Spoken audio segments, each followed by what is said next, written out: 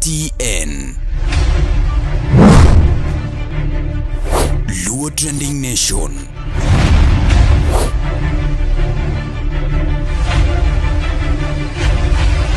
Mopandi inyenyo elela.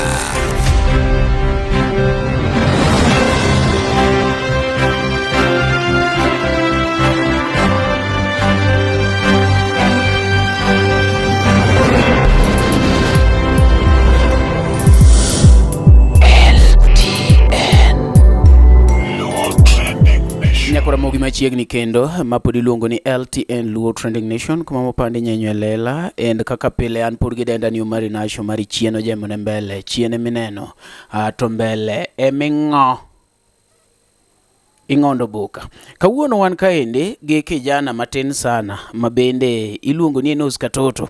En pod otin nyake nyinge and wasebedo kwa wawuoyo kode chien kacha. It's not the first time mabende wadwaro have a talk with him. We've been with him for some times back and wachako duogo ka wadwani bende wawache gik moko achiel ariyo adek ma at least nyalo tero ajawa mbele. And en kaendi jibenie guest ang ne migi thuolo mar penjo moko matin magin go kanyo no endo.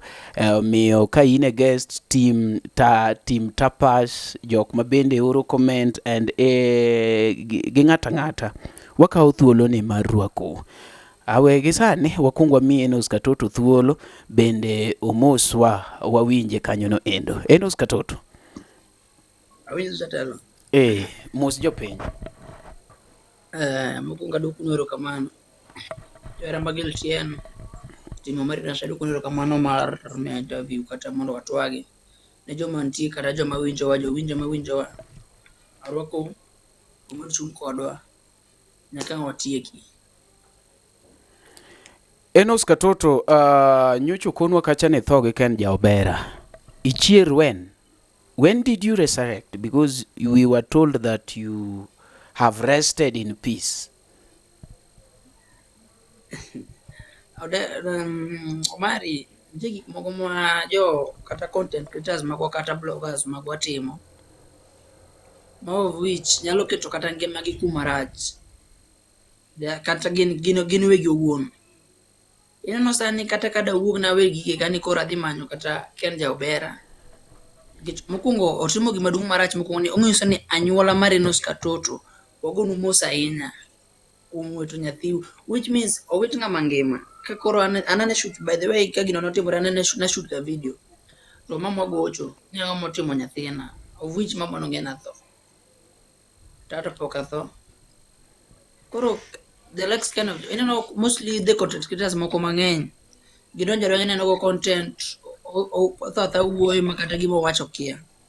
Ken Jaobera okangi kata ni Ken Jaobera tiko somo kata tiko skul okang'eyo, but kako wuoyo Ken chalo ng'ato mane opani owegi grade 2 by the way grade Ken apani notiko apani grade ne poko bino ndalo mane Ken owe school.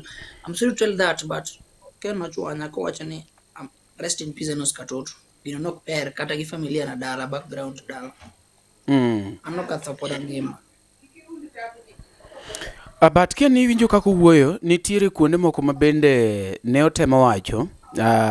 Some people have also been complaining ni tindi ni sana ka ichunje e kor nyiri like itimo mapenzi live ji osebedo ka complain. Ma debed ni iloko mtindo kuso ang'o matimore?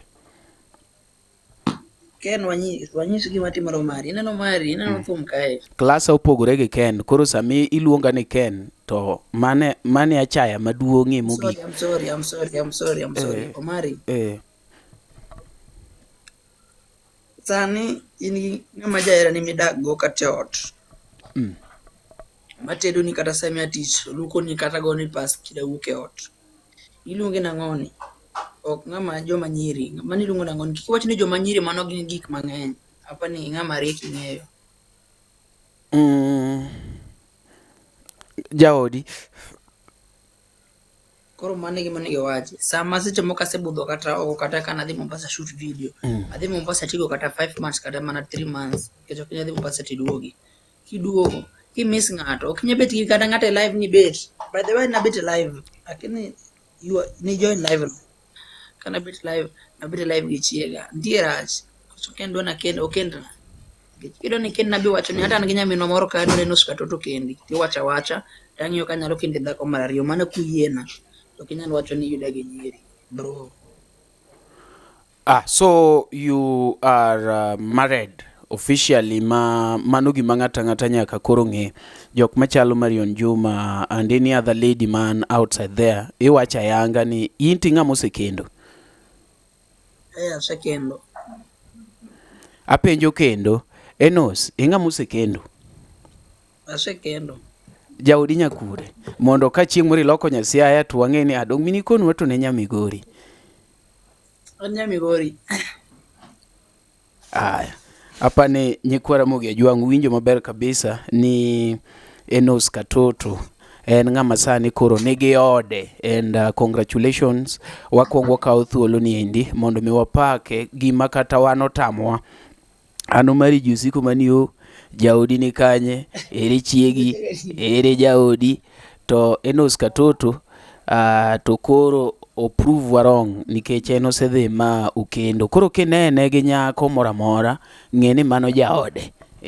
Ang'e ni jaode no wabiro bedo gi thuolo mondo mi bende watimne interview konwa ni to dak gi jathum chalo nade, because chien kacha waseneno jok machalo jomopogore opogore moduogo were.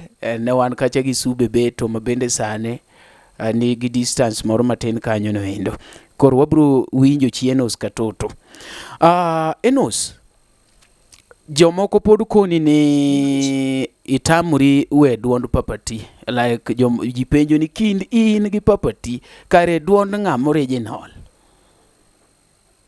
Duond ng'a original? Mano penjo ma bende pod ipenjo kacha cha endo, nikech ji ne paro ni maybe kaka piny medo dhi duondu biro change, to pod gineno maka duol en duol achiel.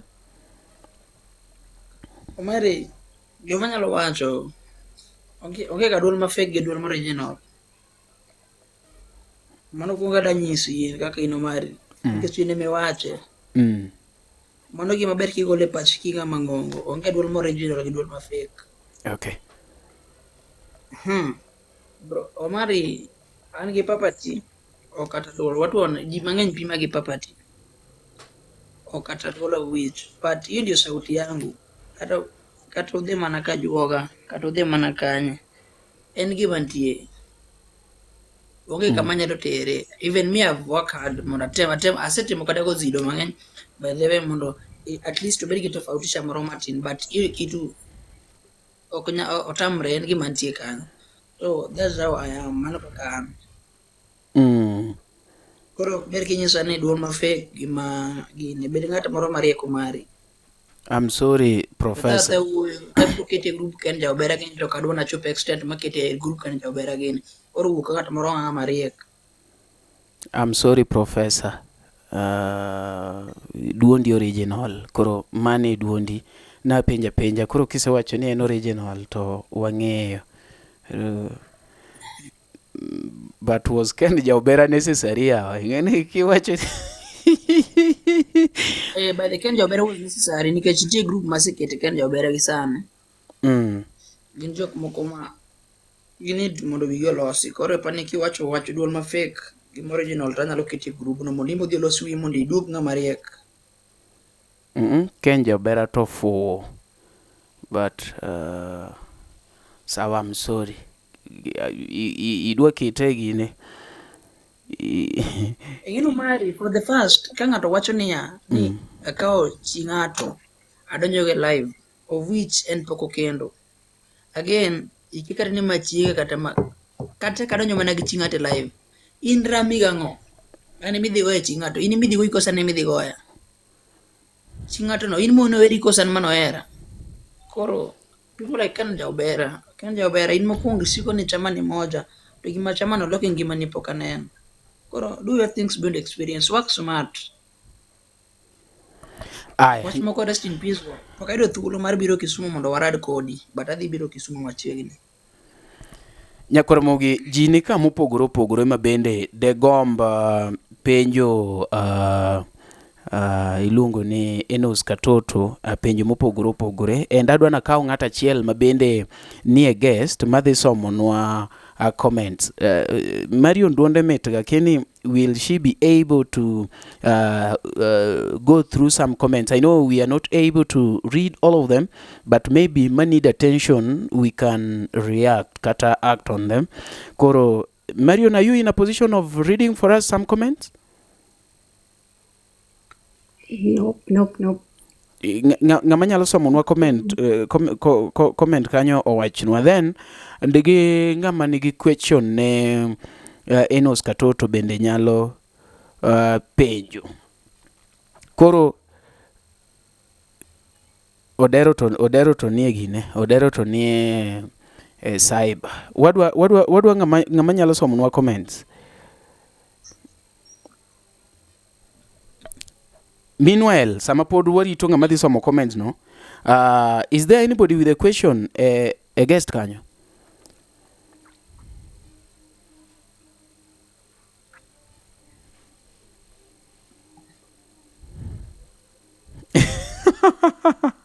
Cyber nawuok e interview.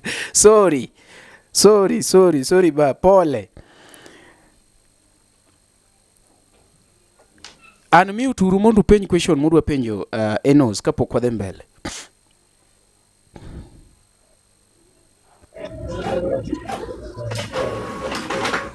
Enos. Yes, Jatelo. Yes, Jatelo.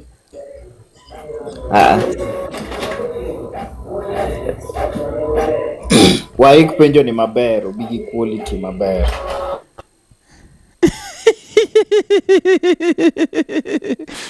Igoni penjo no ne pok ogin, okay.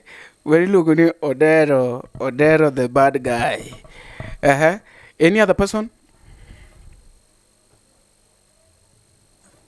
Penjo ma ji osiko ka penjo Enos ni en nyathi gire. Adwa ni koro uyaw microphone mondo penje Enos Katoto. Koro en ka. Adwa ni uketo Enos e orindi maliet. Penj questions. Nina swali. Enos, Kusikia Marion. mbona unafanana na Papa T? Papa Mko T. related mahali ama? Papa T is not my relative, but Papa T washago gimoro achiel. Gimoro ni wasea countrymen Kisumu. Mandi ngapa ni washagi Papa T, but we are just friends. But Papa T is not, we are not related. We are not, ongeka we related with Papa T.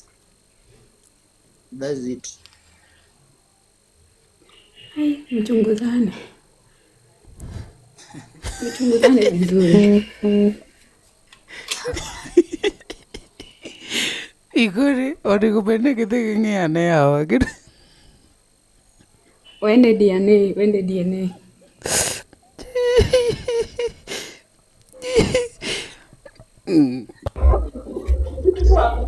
Enos, okuma chaya kata nang'o? Penjo na en ma. An gosiepe chiegni adek, achiel wuoyi, ariyo nyiri. Osebedo ga kanyisa na gani ni idet ga Sube Beto. Bibede gi ler kuom wachni.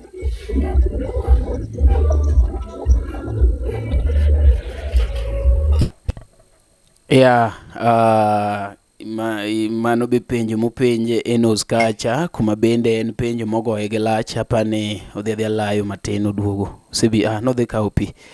Enos, kia ni winjo penjo no koso? Odero, kama again Odero, God on yourself.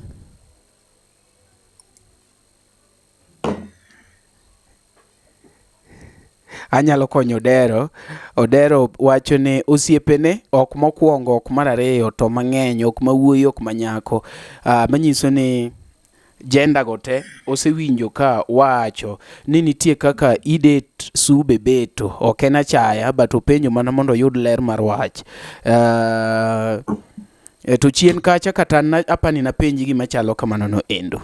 Ok ikone jopiny ni to en nade?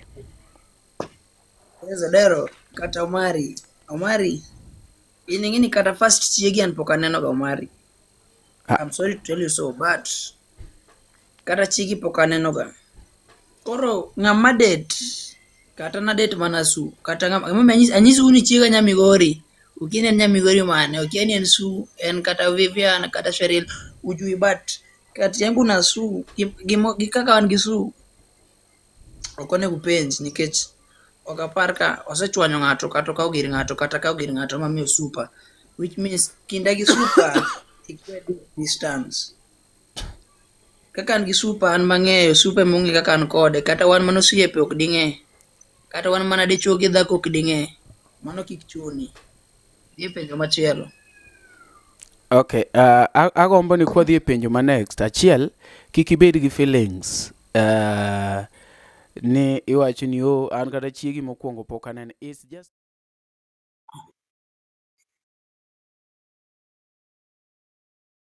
Omari kani penja ka penjo no mokwongo kane ne akendo Su kata ne an si Su kata ne adak gi Su yani. Aduoki koso nok aduoki.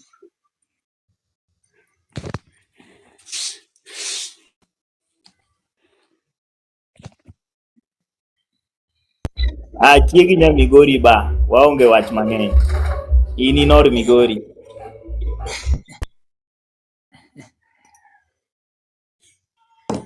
Enos, Yes. napenjo niya, Ina winji. isega bede band achiel gi papati? An pok abet e band gi papati. An from nowhere, but si kwa papati. Oh.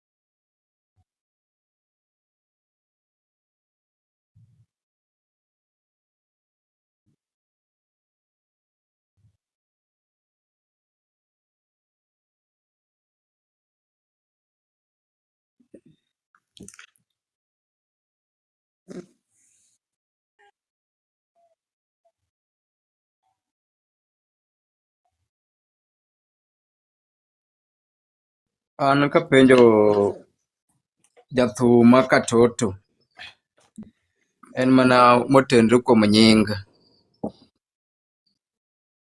Dibed ni Katoto ni ema nomori kuom nyinge kose en official name mari? Katoto is my name, nickname. Katoto. To real name mari? Nickname en Evans Ochieng Otieno. Koro Katoto ni en maru sani? Katoto en nickname mara, kaso koro nakete koro kaka obiro koro en mana kaka ne nickname mara koro en mana kete atiyo kode kaka nyinga mar sani e music industry kae.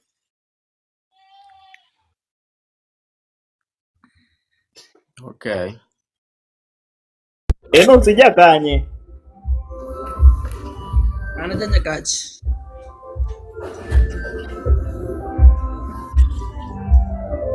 Bur ka mach koso kanye? Nyakach duong'. An aja kor gi wuod Phoebe, aja Kadianga malo. Oh, Jakadianga.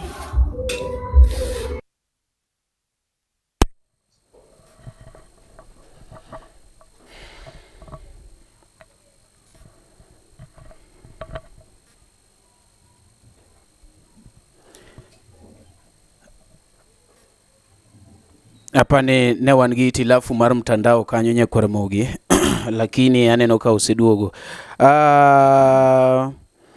Ang' nasom comments man kaendi matin. mokwongo usewinjo ni Enos Katoto Jakadianga. I'm going to start with the last comment. Man Geoffrey mawacho ni, are you ready to have a collab with someone or can't you work by now?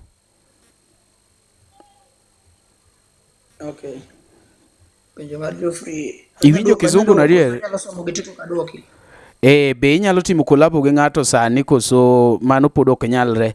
Omari ine mang'eyi ka puonjuru ojana ni kaka onyalo dhi mbele. An kaka manager mano apani winjo.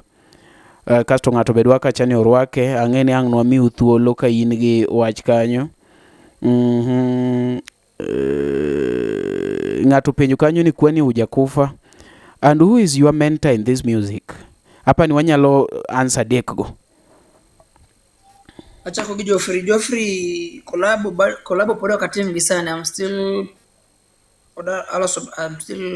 working on my brand, but collab pod okatim gi sani.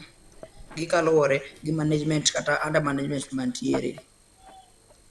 Collab ko yiena goyo gi sani kaka uoni kaka gi management man go Nairobi ka gi sani. Kaka pango gik kaka wapango gik moko. Collab ko yiena gi sani. Mar ariyo, nowacho ni upuonja kaka anyalo kaka inyalo dhi mbele. Ofil ni oningo ibed mentored still. So akia ni in feel nango in sawa koso gima wacho no en adier oningo bedni iyudo ng'ato ma mentor. Onge dhano man ga 100% mari. Apani akira onge dhano man 100%. Apani noneno post moro ka post kama madho nyasore kata kana madho yath. Mago be gik mathiedho wich. Kora kini wich mage gik mwacho momiyo nego puonja koso. Omari puonja to dhano to nyaka puonja kata me pod ok anyata moro kata me pod ipuonja. Kora me pod ipuonja pok atamora but kambo neno ni tiku monego rectify ya monego puonja to just accept. Puonj moro amora nyalo kawo. Mona ken puonj manyalo konya. Nitie puonj moko mabiro moko mag pimo wich manono. Kaka pimo wich moko manono mano chako na go ni siji kinda gi su marango mago puonj mag pimo wich manono. To nitie puonj moko manyalo kawo market onto use. Koro nitie puonj moko ma ok ber ku ginega. Machielo sana wacho nade. Who is your mentor in music? Mentor, aonge mentor. Ma ok en papati? Mano mana pachi. Imbi wacho mana pachi, ok marachi wacho mana pachi but an kaka una mopenja ano ka wacho mani wacho mana pachi an kaka no wuon. An kaka no wuon. Papati is not my mentor. Mbona video ya obadho jonyego ya papati ulikopi? Mano nie comment kan. Nie comment imbi nyalo some ok ng'ato ok penji ene comment kan. Mbona nilikopi video? Wacha nikujibu. Mimi sikukopi video of which sami shoot video ng'enia ka ng'ado shoot video in gi director. One ga gi director, one gi ngama shoot. Koro gimoketa matim kanga ingeni mari hapa ni shoot video kati bi shoot video mari. Ndinga madi ko script ya kakudhi shoot video. Yoro na thum to winjo kaka thum gima thum temo wacho e gimudhine udhi shoot. Yaani ulo storyline. Hapa no mari hapa ni elewa kata gima temo wacho. Anta winji. So in that video we work smart nikech nwatimo gima ne wero wacho. Gima notemo timo. Nikech ni wacho ni negichal gimar papati.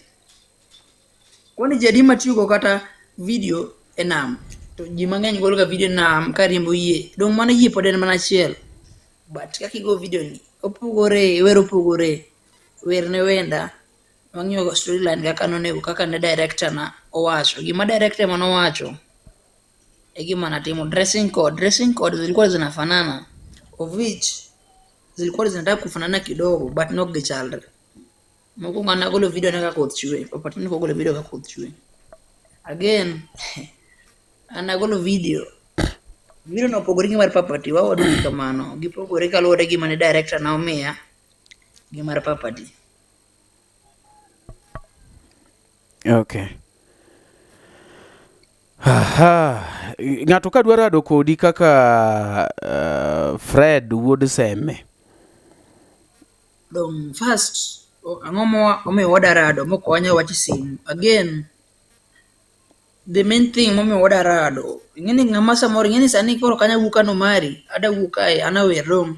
Ada wuka na dhi rado gi daktari. No koro ada this ideas of which daktari ni en gi pacha mar hospital. Tan an gi pacha mar mokonya rado. Onya rado mana ni e yor tich no daktari go kata dhi nyombo. En gi kata gi show moro nyalo miya but ni koro wada bet piny wase ideas. Unaona ni ngumu juu. Tich gima timo gi gima timo pogore. Koro Fred ok ang'eyo timo ang'o. Gimomiyo wada ni waradi be ok ang'eyo. Yani gimomiyo nyalo miyo waradi mok ang'eyo. Luwore gi gima itimo. Ka nitie gima inyalo timo ma chal gi manyalo timo wanyalo rado mwase ideas but ka bor matin en yor tich to sawa. Kijamiya tich to sawa but no wada rado ni inaweza kuwa ngumu juu ok wase gima chalre. No, apenjo kamano on behalf mar Fred to gi kata ng'at moro manyalo dwaro mi business ji penjo ga kaka ng'ato nyalo yudi kaka unyalo rado kaka unyalo communicate. Is your number in public domain or do you have a manager that they have to contact or do you have an office that they can visit or something? I have a manager first. I have two managers. One from Kisumu, someone in Nairobi, another one in Nairobi.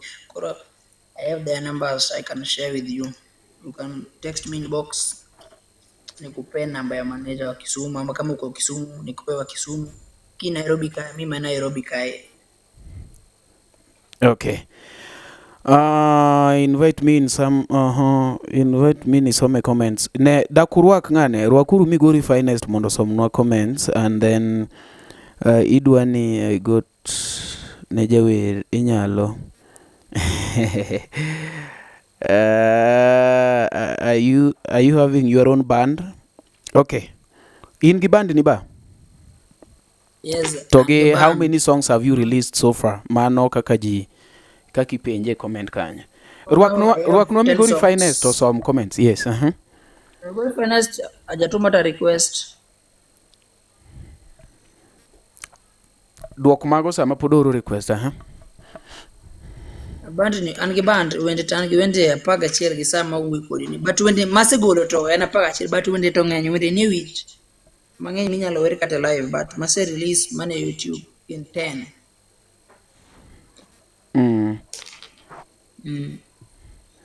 Somebody asked a question and ochako noe ni who is your role model in music that you always work hard to get where he or she is?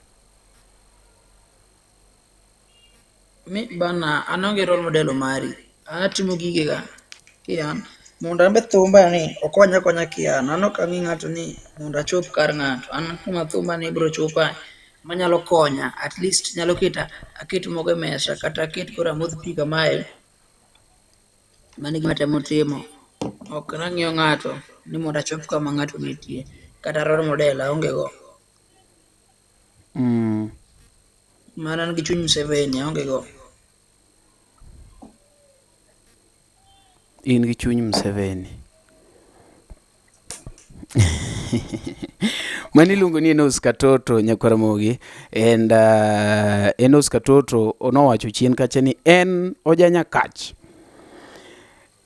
Enos, jibu hiyo swali vizuri. Hauna role model aje jangolo? Bro, nimekujibu. Kido na aduki gimachielo to negipenja gima opogore gi mano. Negipenja gima opogore gi mano.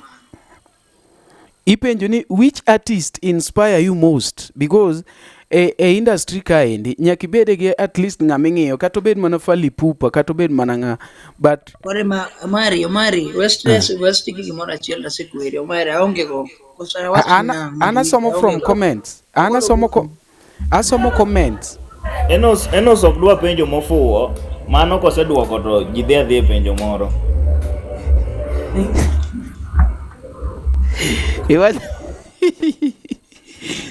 Iweze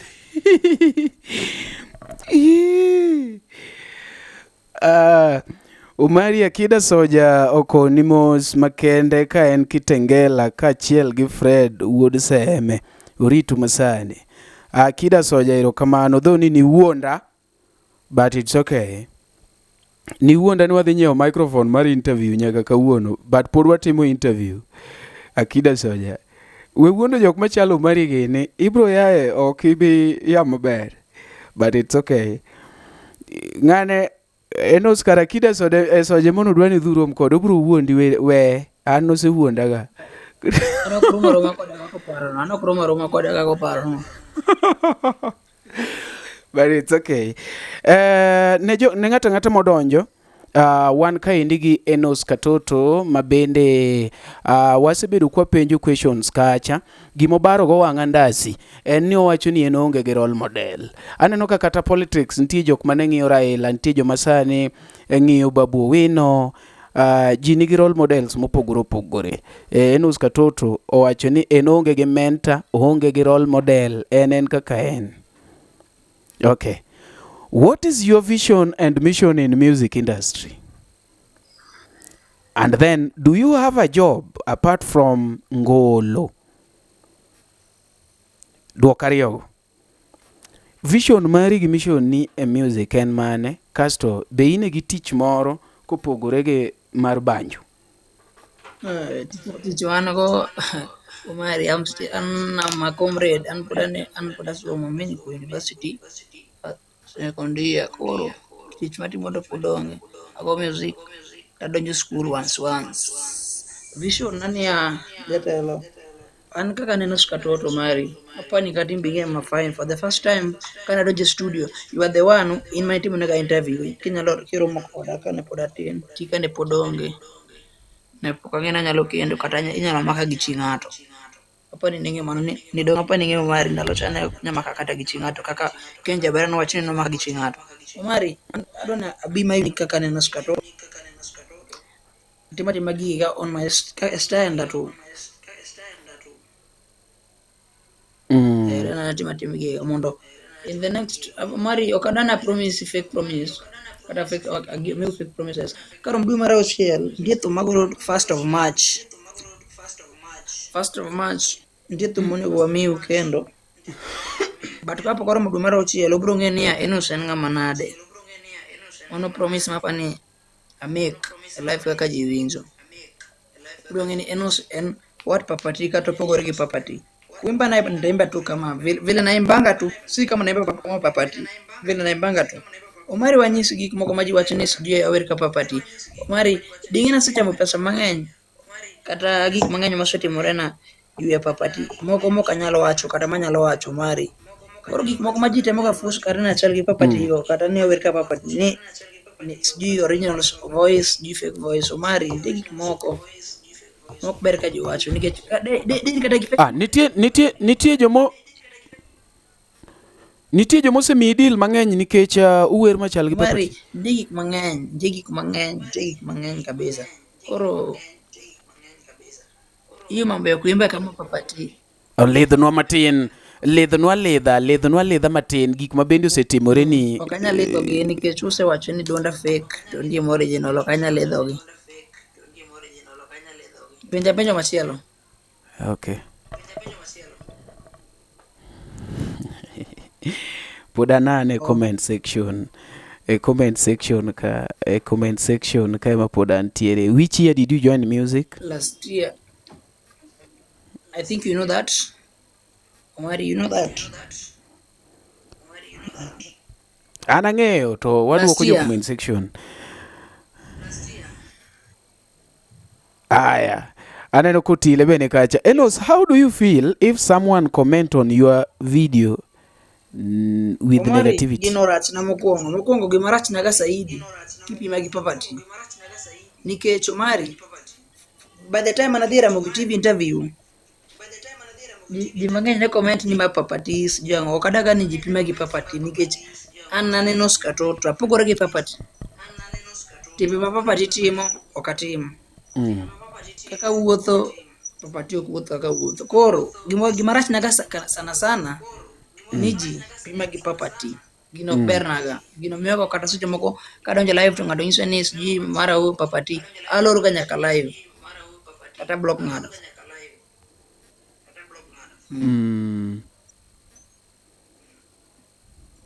Okay. Koro ere gima in itimo mondo mi kik ichal gi papati, nikech ing'eni ka ji wacho kamano imbe onego bede ni nitie action mitimo ka gino rach ni adier mondo mi kik ichal gi papati. Action matimo apani an ahero mondo ji kaka ji wacho kaka ji post na papati pok awinjo nomaki gi chi ng'ato, an awinjo nomaka gi chi ng'ato mondo ikne rest in peace. Mano apani oseketwa mopogore gi papati. Penjo machielo. Nyakwar Mogi apani koro kik uwach ni Enos Katoto chal gi papati nikech en ohero monde ji. Enos pok omak no papati pok omak gi monde ji. Koro apani that is a big difference ma ng'ata mani oko kanyo onego bed ni ng'eyo. Enos Katoto kik uchak upim gi papati nikech ohero monde ji and papati pok omak gi chi ng'at moro amora. Apani Poli and any other person man oko kanyo, mano gima sani koro ng'ato onego bed kung'eyo kapok iwacho ni Enos Katoto chal gi papati, penja ne ni to papati bohero monde ji. Ibro yudo ni papati ok ohero, pok omaki, and that is a very Enos erokamano kuom miyo wang'eyo a big difference between you and papati. And apani ng'ata koro mane iye ka mor yawa Alice Dan dong gina en gima iwinjo maler kabisa. To Enos ang'o miyo in ihero monde ji? Ahero ga mafurumbanya mari ineno mon by the way, an ahero joma osemachua.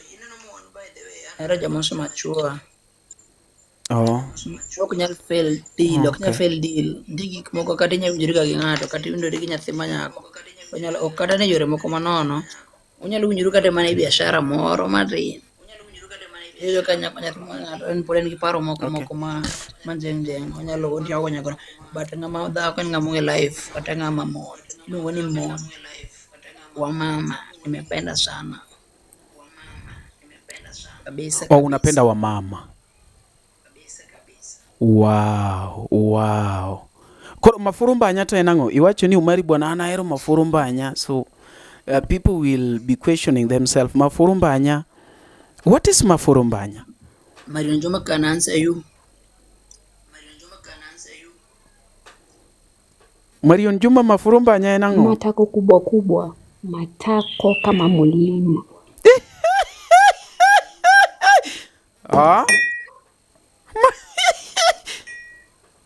Matako kubwa. Enos Katoto karo mano matako kubwa. Enos prove ni en kaka ng'ane wache no, kaka iwache no. Mafurumbanya ni matako kubwa. So unapenda sana. Ok marach, ingine seche moko kata kimiele stage, kata kiwere stage, to ng'ato ma petit, mapadre kamae kobiro iri, kata imbe ok de email ni lu record. But ng'at mano man gi big super drum kamae makalo dot gi bathe, imor kata kobiro iri, kata samo kon ni dao, kata komi dao, imbi mor. Kata kubed piny iwuotho kode, kata ubed piny uyueyo kumoro. Ok ni inyalo furumbanya marach, by the way. Ahero furumbanya.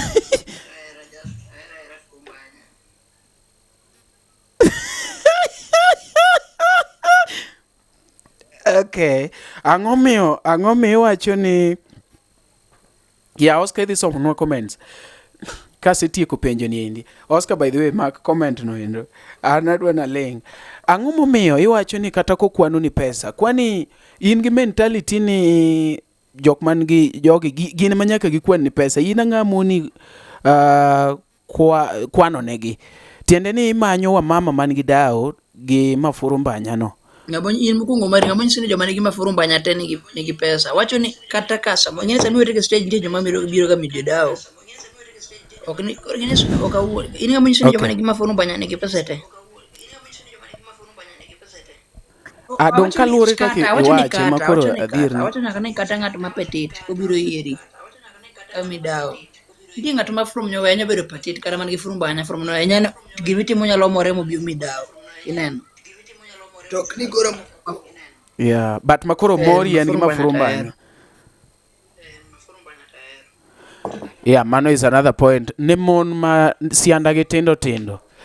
Tafadhali, ng'e ni kata kimiye nus katoto pesa to ok more ahinya. Koro, we pong'o ne stage gi sianda matindo, we man gi furumbanya, omiye nus katoto gadao. In miye tiwuoge dhi, kech ok imore ahinya.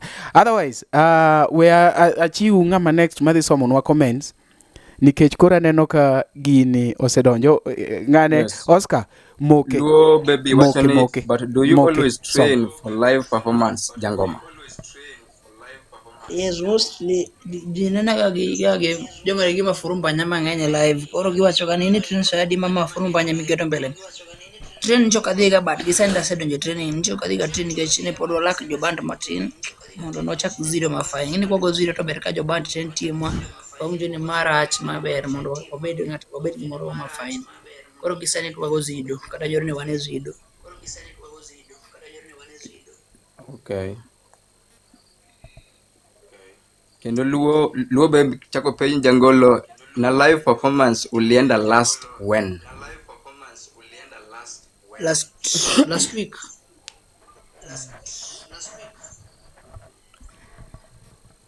Last week.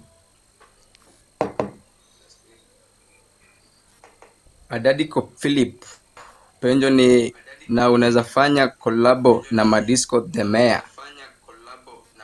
Madisco is my brother. We have a big one gi plans madongo dongo gi Madisco. Kabro kung'eyo ubro neno ok ber ka wacho ubro neno ka bang'e kwasetimo. Madisco is my brother. We have very big plans with Madisco. The Mayor is my brother. Rollins Wodu Phoebe penjo ni I ask what challenge will Enos bring in the music and up to no not to answer. Like Challenge manyalo kelo jatelo. Aseng'isi ni challenge manyalo kelo na aero mafurumbanya. Mane challenge manyalo kelo. Ka jawa nochak gochon kata kapok onyuola. okay. Penjo moro ni ka to artist mane migombo goyo go collabo. Tena hiyo tamaa ya kupiga kolabo. Sija odaonge gi aonge go. Chuor Nyasuba wacho ni nyisuru ng'ani kaka owuoyo nyalo dino ne kuonde moko obed focused kod music. By the way, kwa music nimefocus by the way, Chuor Nyasuba. Music afocus kabisa. Mume agolo thum month ka month kata kapok oromo month asigolo thum. Doka focus dango gi time andi go thum madhi e studio. Bedo ni ng'ato ero mafurumbanya ok nyis ni ng'ato ok focus ngoma. Kata ka in tije titis mitimo to seche moko thum ok diwera wera sata jatelo ndiso je miyo kaka sana yot kae. Sani kaka yune be kada yu anya karo ta yu kata gi mafurumbanya na moro matin. Jo Miss Eliud owacho ni your response sounds rude brother. I'm not rude. Kate Molly Enos keep it up. Ng'ane kadanga gine matin tu nitie points moko ma bende adwa ni Enos Katoto confirm na kwa dhi wil. Enos owacho ni big challenge ma koro dwa keto e thum ka thum nosego en koro mana marero mafurumbanya. Tiende ni Enos idwa noluongi ni king of mafurumbanya. Ok awacho kamano mari. Awacho ni aero mafurumbanya. Anyalo nuo maber, nimependa mafurumbanya sana. Okay, marach. Iero sianda madongo. Mana gine kata insen nyawacho ni aero chapata, aero ganda. Yini kaka iero mana chamo gik moko mimbi ero no. Iyo biri ni ero wuoth, ero nindo. Koro an ok aero nindo. An aero gik moko di ero thum gi mafurumbanya.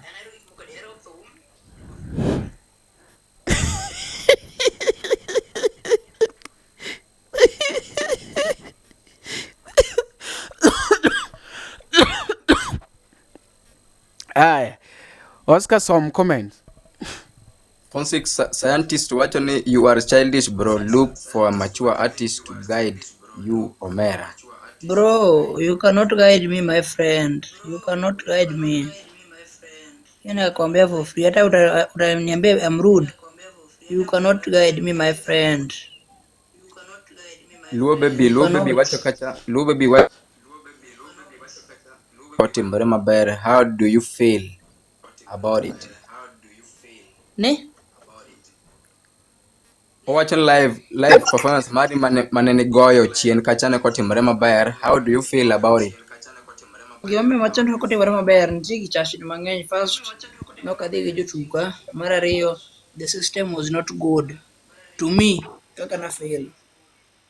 So I was sustained a lot. The keyboard was not mine. The band member was not mine. Again, the system was poor. Rollins ywak ni kiburi ni malo.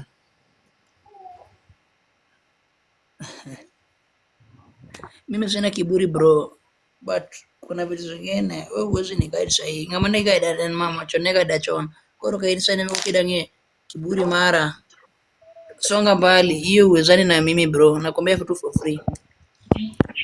Enos, Nyapesa wacho ni Enos Katoto focus on music, wachana na wamama. Nitajaribu kuacha but siwezi waacha. Mimi napenda mafurumbanya. Napenda vitu mbili hajawa na sikiza. mafurumbanya. Yes, nakusikia Mario. Wewe sikiza. Wacha nikuambie, kuna mahali umekosea. Hebu niambie mtu kama mimi sasa nikisema nataka kuja show yako. Obvious, Mario ni kapetit. Like nataka nikuje nikupatie ka kitu. Nda feel nini? Ndakumbuka kenye ulisema kwa live ati unapenda tu mafurumbanya. Na sitakupatia do. Nitaenda home. Nikome. Mario, sikia, umejua wewe una mafurumbanya. That's why nimesema mimi napenda mafurumbanya. Kama kina Lissu kuna mafurumbanya wamenyamaza. Wewe uko na Kirena na una mafurumbanya. Wewe nyamaza. Alice Dan Nyar Awendo wacho ni check on the relationship with fans Thum Tinde and Ohala. By the way, muziki ni biashara, hiyo najua, but bana Oscar kata Omari, nitie gik moko ma ng'ato ok nyal penja. Sani in inyalo temo nyisa niya, Enos ok adane ba, to ba eno nasing'iyo gi inyalo gola. Nitie gik minyalo nyisa mawerigo, mang'eni ma to tera kuom rach anyalo weyo. To again, nitie gik mok inyal tama totally, ma kata mama monyuol ok nyal tama totally. Ok nyal gola. Pok awacho. Omari. Enos Katoto wacho ni ohero mafurumbanya. Enos Katoto wang'eyo, to gimomiyo nwang'e Enos ne en thum. Ok watame hero mafurumbanya, but gima koro noningo oketwa e limelight ne en thum. Mafurumbanya ok watame. Unaona? Then another thing, Enos ok nyal wacho ni go thum maonge ng'ama no inspire e. Unaona? Point mar adek, Enos ok nyal wacho ni mama gi ema nyalo chike nikech Ajawa ok ogo dala gi ne min gi. Ajawa ogonwa one fans. Koro Alice, hapana kiwinjo gima atemo wacho ni nitie gik ma kata mama ok nyal golae. Nitie gik minyalo nyisa mang'e ni mata timo marach anyalo weyo. Nitie gik mok inyalo gola kata in Alice. Imbi chaki chako. Please, kura penzi ni Alice. yes. Back to you. Apenzi ni ya, ini gima mafurumbanya miya. Maka okora wewe miyo mafurumbanya ndio nyalo miya nikech anawacho na gik moko ariyo. Era thum tagoyo thum mano ming'eya kendo mano gima pod atimo. Mano gima yani is first priority in my life. Yeah. But mafurumbanya iko nyuma yake, unaona? That is now personal. Mafurumbanya is now personal. Hizi kwa personal to mafurumbanya miyo post na thoto katho. Koro kada kete personal nikech nicho selanda ne mafurumbanya onega. Koro kadwa la okada kete personal.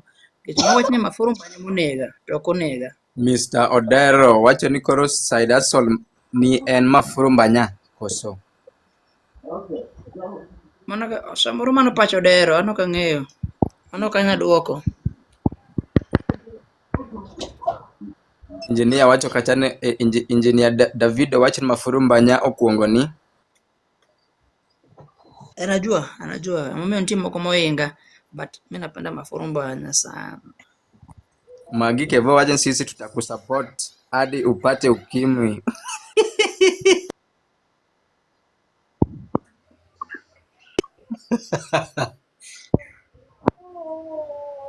Miss Elliot, what what have you gained so far na hiyo nonsense? Nonsense gani?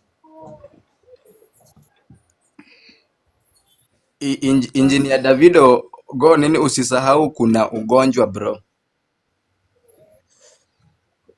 Bro, mimi nimesema napenda mafurumbanya. Sometimes napenda tu kuona na niko satisfied. Bro, naweza ona tu hivi vile nimeona hii grass na niko satisfied. Si lazima ni nini. I normally do my things beyond experience. Again, I work smart. My friend, naweza kuwa naona tu hivi na I'm satisfied. Yani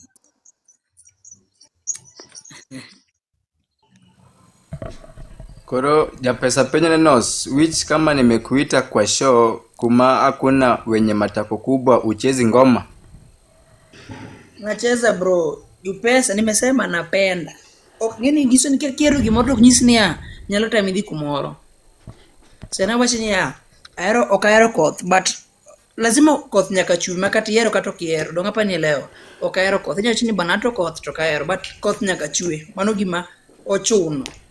Koro Enos. Naweza kuwa napenda mafurumbanya but ko chopo place mama furumbanya nonge bado nitakuwa tu Enos. kufa. Enos. Sometimes napenda tu kuona hivi na niko satisfied. Katoto. Enos. Enos Katoto. Enos. Awenjo mari. Some people are suggesting ni interview ni okoningo be ni waketo e mbui nikech gi feel ni odhi nego talent ni. What do you feel? Bro, interview unge ka nego talent na nikech wach mafurumbanya jatelo. Upenjo gima hero tamba duoki. Onge ka interview nego talent na kata dichiel. Onge ka interview nyalo golo were wiya kae.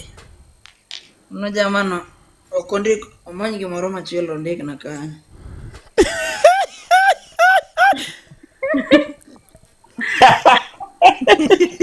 Nyaka sani Enos en ng'ama ohero mafurumbanya. Wapi makofi yake? Wow. Enos you. Jatelo. You know, we are here to delight you and make you at least glow brighter as you expect, as you want. But I know that. you are not only communicating with Umari, but also fans. This thing is going to be published on social media. And once it is going to be published on social media, you need fans. It is the fans that will make you glow in your next future. I wish you jatelo. So check positively on how you are answering and reasoning with fans.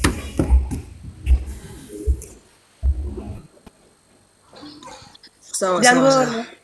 Jangolo, aneno ka jomoko wacho kanyo ni in gi kiburi. Ifeel nade wi wachno?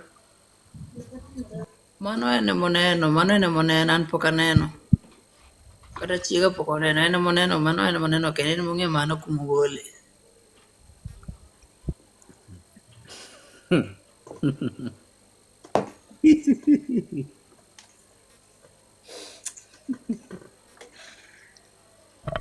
Okay. Koro sani kumi chance ni imiwa position nie ajawa ka ineno kinyalo bet e position number D kama. Mokwongo mari iri nada kata bloki mokwongo ini. Aha.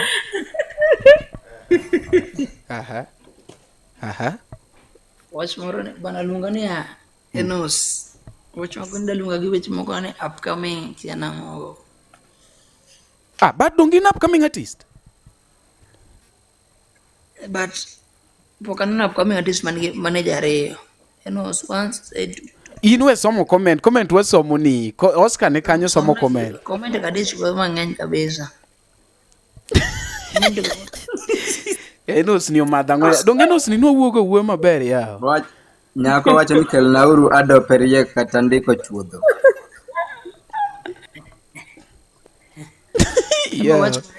Embo wacho mana gima ne pache. Apenjo nyako modak ga gi Enos cha nowe koolo chang'a e gine. Nikech kaka nyich odhi otap pi, taneno ma ka pachi olokore ya. Ma Enos koro olokore malich ma.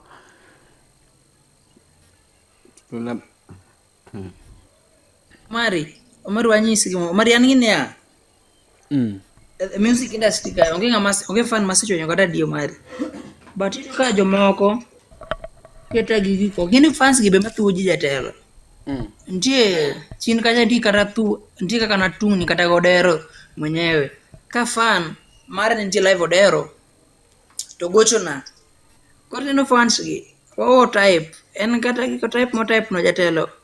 Type to gine niya follower kata ki support jatelo. Bari ncha chapa to music. Koro fans gi mokungo thuga ji karo ngato kaka sane danyisa ni dami advice. Di advice minyalo miya manyalo kawo, manyalo think by the way. Kaka maro dero. Dero wacho ni kae minyalo fans manyalo support. Mo which okrach. Koro ka ngato dachi kania ni mafurumbanya. Ni we mafurumbanya.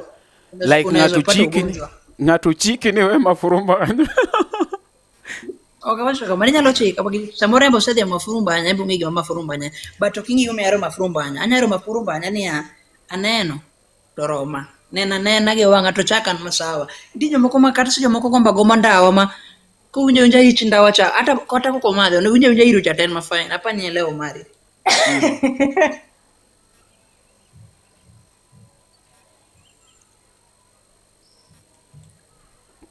Ai leo jatelo.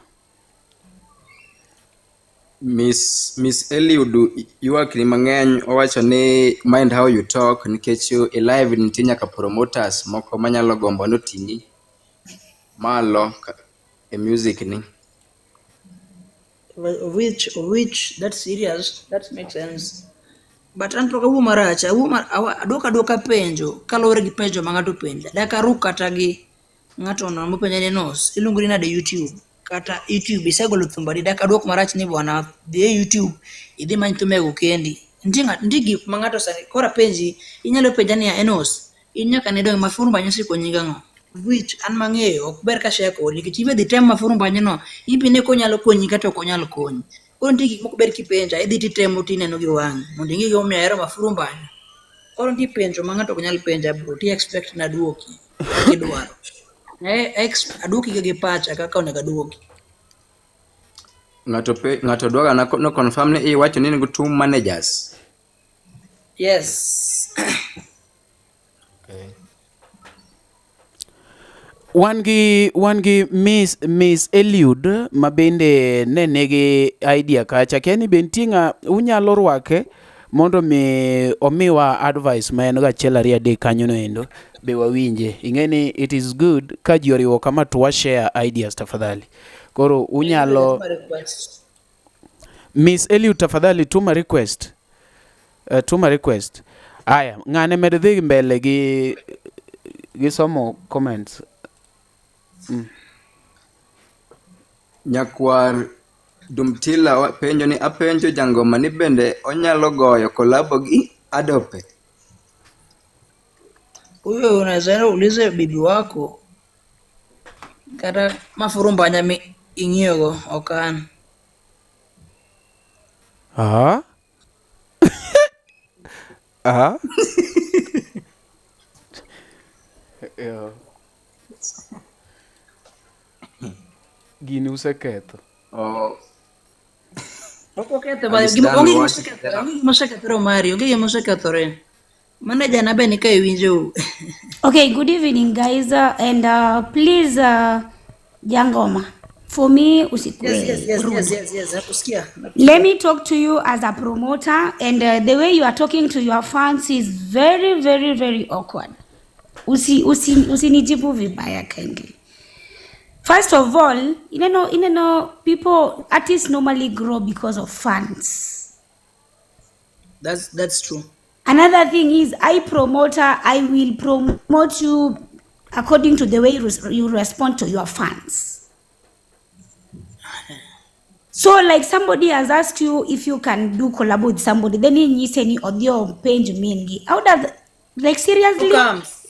How comes? I don't kid na imbanga wangla ama anafanya comedy Wangla. First Miss sijui ni nani. Let me ask you a question. Dopkid Ask me. anafanya comedy Wangla ama anaimba Wangla? And do you know that guy, that guy is very... That's Do why you want to nimekwambia. be famous? Do you want to be famous? So wewe kama unataka nifanye No, collab just na come Dope, on. No, let us talk. Do you want to be famous? kama lazima tu nifanye collab na Dope ndio nikuwe famous yeye ikae. No, I'm just asking you a very light, in a polite way. Do you want... But kuna questions zingine sifai kurudisha hivyo vina expect. How comes mtu anakuja inbox anaandika ati unaweza fanya end ufanye collab na Dope? Surely unataka nijibu aje? Was that the best response to that question? Unataka nifanye nini? Bro, let me just advise you in a very simple way. Please, we bedo rude. Dire moko ma kota miduoko tilingalinga. Ineno you fans emagro artist. So wewe Kuro ka fan miduoko ka fan. Ha? ulikuwa unataka nijibu aje? Ulikuwa unataka nijibu aje? Ungenyamaza. Ntere moko ma si lazima ujibu. Because ineno gini, it is live. It is live. And we never know ya kesho. Ineno jok moko ma samoro ujui ya kesho itakuwaje. Jok moko menene miduoko marachgi. Ema, maybe you will need their help. So, kuna zingine just avoid. Si lazima ujibu. And please, reduce your rudeness. Reduce rudeness.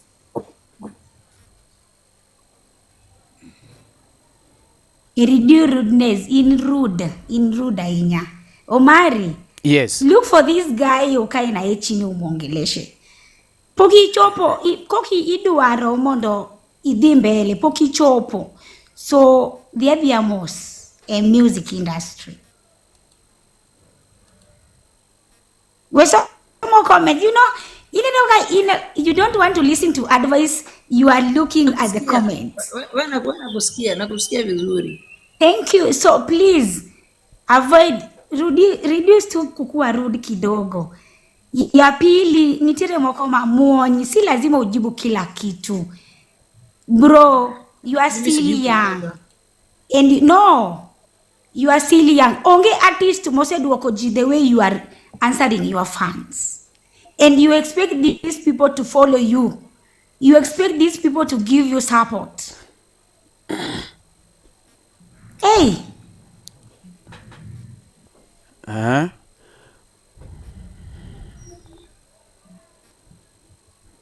Okay, Yeah. okay, nimekusikia. I heard you. Nimekupata. Yeah, so hapa kwa comment section don't wacha kuconcentrate kwa comment section. We ukiulizwa swali jibu. And please, kama ineno kama rotek ni duoko, just avoid in the name of involving somebody's mother or wife or whatsoever. No, that is too much. Okay. Tony Brown, watu kanyo, we have seen kind of upcoming artists wenye walianza hivi walisha kitambo sana, so bro, style up.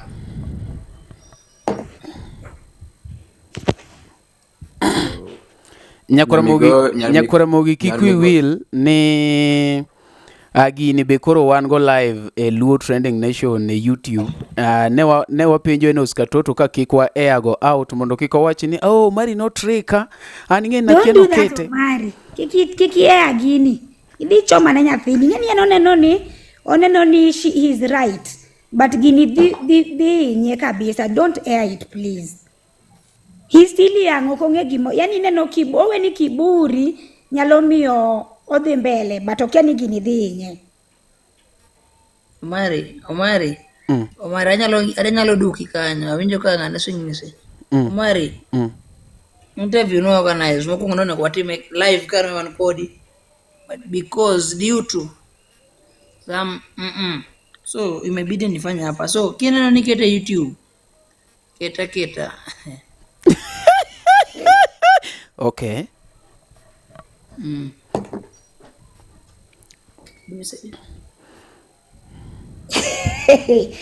Iwer kanye? Unaimba wapi? Where are you based? Mimi Mm. niko Nairobi. Where in Nairobi particularly? Kayole Junction.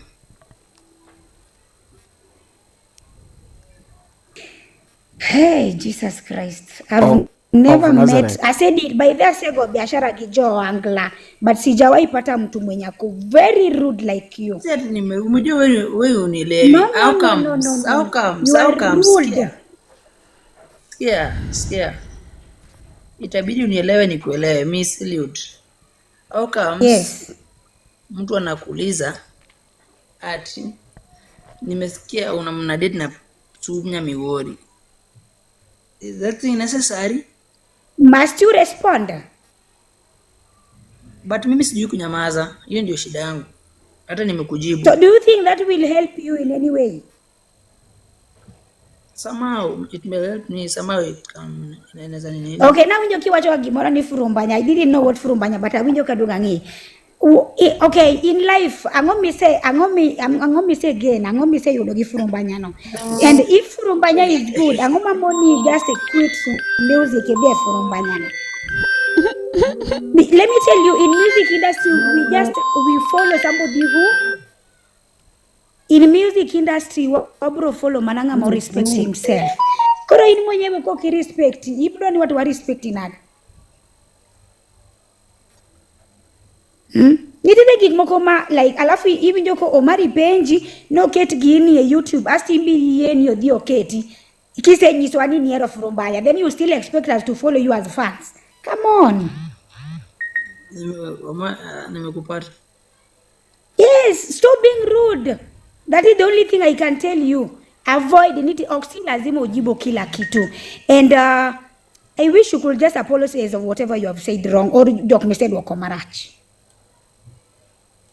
But inadepende ameniuliza maswali. It's okay. It's okay, but upenja nade. How comes ni akwa muonoto you yourself ipenja gima oko winjore. Mukongo Miss Eliud. Gima notimore gima meno bi live ni ngato post ane ya rest in peace Enos Katoto. Oneso negi chikani gi chingato. Of which anpoko ga chingato. Koro kangato kitane rest in peace. the way wiki bene no kagi respond.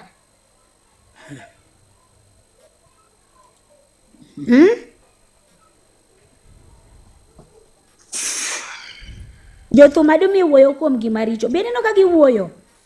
Koso ineno ni sechopo makoro kataka you don't even need fans in your life. Sijasema I don't need fans, Miss Eliud. Ngato nyalo pimi gi thosa ni miye. Ngato nyalo pimi gi tho miye. Koro ka ino pimi gi tho inyalo yie. Koro mane gi mano chwani. And you expect me aduoka penje no aduoka yani koro ati rest in peace anyuolo mare Enos Katoto waduko late sana kumwito wuodu onege chingato. Is that thing making sense? Inemo kuong posti bro. Sikuposti ba ina depende mekuposti aje. Rest in peace ngato nyalo pimi gi tho surely. Adwa lor joniko kazi, but adwa me advice, my last advice to you. Stop being rude. You are not supposed to respond to anything in social media. This is social media. And learn to know, hizi ni mafans. Ya kesho ajue ni Mungu. You will need these people in your life. Unanisikia? Nakusikia. And the day you will change, Omari. Yes. Ching maboy ni bro change so nyisa bro misho. Thank you. Wow. Sawa Miss Eliud nimekusikia. Okay, kwa ng'uono sani mundu misho ng'ane. Enos, kwa ng'uono. No, this boy ni poko change. I will look aburo mani privately. Even me nitakutafuta privately after this life. But change and change and apologize for whoever you have abused in this life. Koda. Stop being rude. That is the main key. Stop being rude. You need these fans. Stop being rude. You need these funds. Second, you are not supposed, si lazima ujibu kila kitu. Zingine avoid. Ya tatu, if you want to grow in music industry, ibro watch gik mang'eny kuomi. Learn to listen. Learn to keep quiet. Asego shoki. Asego shoki ilog. Oh man, I'm forgetting about it. Wah. Yeah. Anyway, ni sawa, wacha mimi niende. Sawa, see you later. Omari, some Oscar, where are you? Read the Adadiko wacho ni comment. Adadiko Philip wacho ni an odaye to kata en okia wero vas mar thumbe achiel. Akiwa reverse mar thum achiel but no kindiko na thum. Marion Juma wacho ni Enos naelewa Enos na TikTok ya sahi but shida ni kwa fans. But how many years? The pesa page ni you are how many years old? How old are you? Yes, this is jibu. Nefi wacho ni kata Ruto nokete sanduk to koro in. Kate Molly wacho ni people can talk, they can say what they want and that one will not change your life.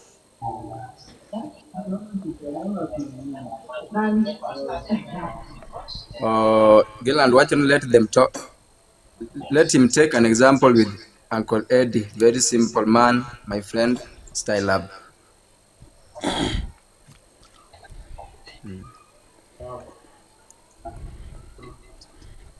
Lovisha D, watching Katoto, how is you? Fraser. Soma. Niv, watch Kenya nowadays, people do what makes them happy.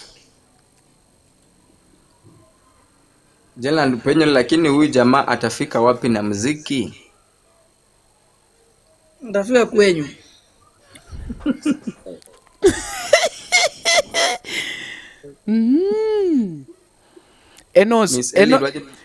Enos tafadhali gini jibiro neno nyaka chieng. Gini nie e Luo Trending Nation YouTube. Omari wanyisu Omari bro. Omari ndi penye mang'ato kubereka penja. Utafika wapi na muziki? Eno sena nadhi chopo kanyi. Ko sena nukumadhi chope. Ang'omiyo koro penje. Okay. Nyikwara mogi ne joma nok oneno gini kaka ne chako udhi yude full e Luo Trending Nation YouTube. Sawa? Ko yudo ka Enos chieng' moro yawo kumoro ni Omari sikujua kora lando mondo mi kik ng'ato ne wach ni hawa. Nokwa wacho. Gini nie live kaka no chakore Luo Trending Nation YouTube. Haya.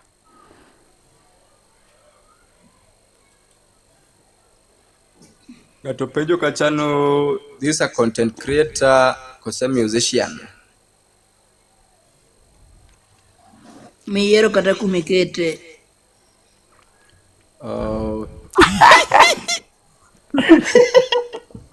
Hey. Era. Kino ni content creator be fine. Kino ni thum be fine. Koro in kumikete jatelo. Miss Eliud yuak ni donge boy ni donge ekaka donge koka awuoyo go sani. Miss Eliud, itabidi tu ni respond. Sio mimi ndio wananijibu yawa. Ruben wacho kanjano huyu jamaa ako sawa, nyinyi ndio wabaya. Sawa chonjo bro. Alex Wood Nyaramba wacho kachano mbele ber. Jared wacho kachano Omari will finish you Miliria Mila. Brani boy wacho mosu kacha Omari uko aje bro? Niko salama. Adadiko Philip penyo why should just promoter pay 500 ndio awatag kwa ngoma. Bro, wewe duoka kamano. Omari Soma tu manyalo duoko taduoko mok anyal duoko baling. Nyamigori wacha tu wewe nyamaza tu bro, acha kurespond, uyavumilie tu.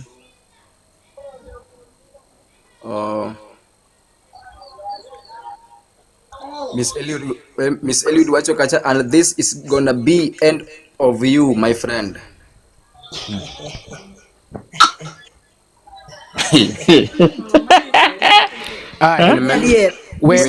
Wacha Enos Osomo Katoto. Ansa ni oji ok biluonga ni Omari Nash, ibiro luonga ni Omari Mafurumbanya. Omari Mafurumbanya. Omari Nash. Aya, adwa ni bende apenje Enos Katoto kacha endo ne nitiere gik moko mosenene go Enos, we banjo wang'i, en question kawuono. Nitie video moko ma odhi kacha kimadho yath. Njaga imadho adier koso en gimigogo picha? Njaga. Baidhe njaga Omari wuru kawa gimoro ni njaga, gichoko jaga, macha gichoko jaga, macha yath maloso tuo. Othiedho tuoche mopogore. Koro imadhe? Njaga macha tuoche, natuo namadhe dichiel natuo, namadhe en tigi ma daktari onyisa nadhi amadhe mathin. En yath mathiedho ji. Koro ywach ti ywaye, awinjo ka awiko wuonya pala wacho ni njaga ok en sum. Koro chieng' cha to ne ywaye, nok en mar picha. Ni njaga ok en sum. Den sum doso nego ji mang'eny. Ok, mapenjo ni madhe. Chieng' no to ni madhe. Ok amadh njaga, amadho gima daktari ondikona. Kane njaga to akiambe. Njaga en yath ma serious. Okay. Koro, ipan en lal mane ma sani jo Angla nyalo dhi kitho? Okane, ng'ama nyalo dhi lal en chiega gi mamwa gini, nikech thum podi biro makata tho sani. Ji mokwongo ji go thum kata mohinga. Of which, koro olal ok ane lal. Joma nyalo lal gin mana jok moko ma a few. Joband na managers gi chiega gi jodala wa kende. Omari Nash kaparo kaka Omari kumogola kata kumoaego. But the rest, ok ane.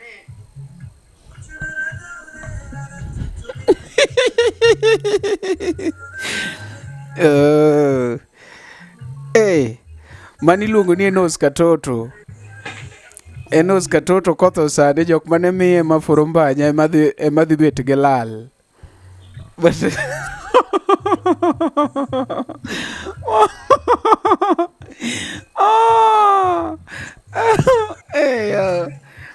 awuoro dunia hii. Oscar dhi mbele gi somo. Awiko wod nyapala wacho kacha ni daktari ok nyal ndiko ni sum.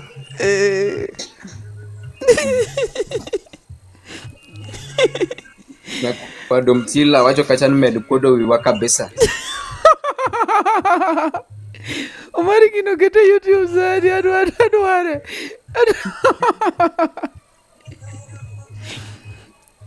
Jomoko nigi comment, jomoko nigi gine, jomoko nigi gima gidwa wacho to gin piny. Unyalo pandisha gi mondo njaga en mar wich.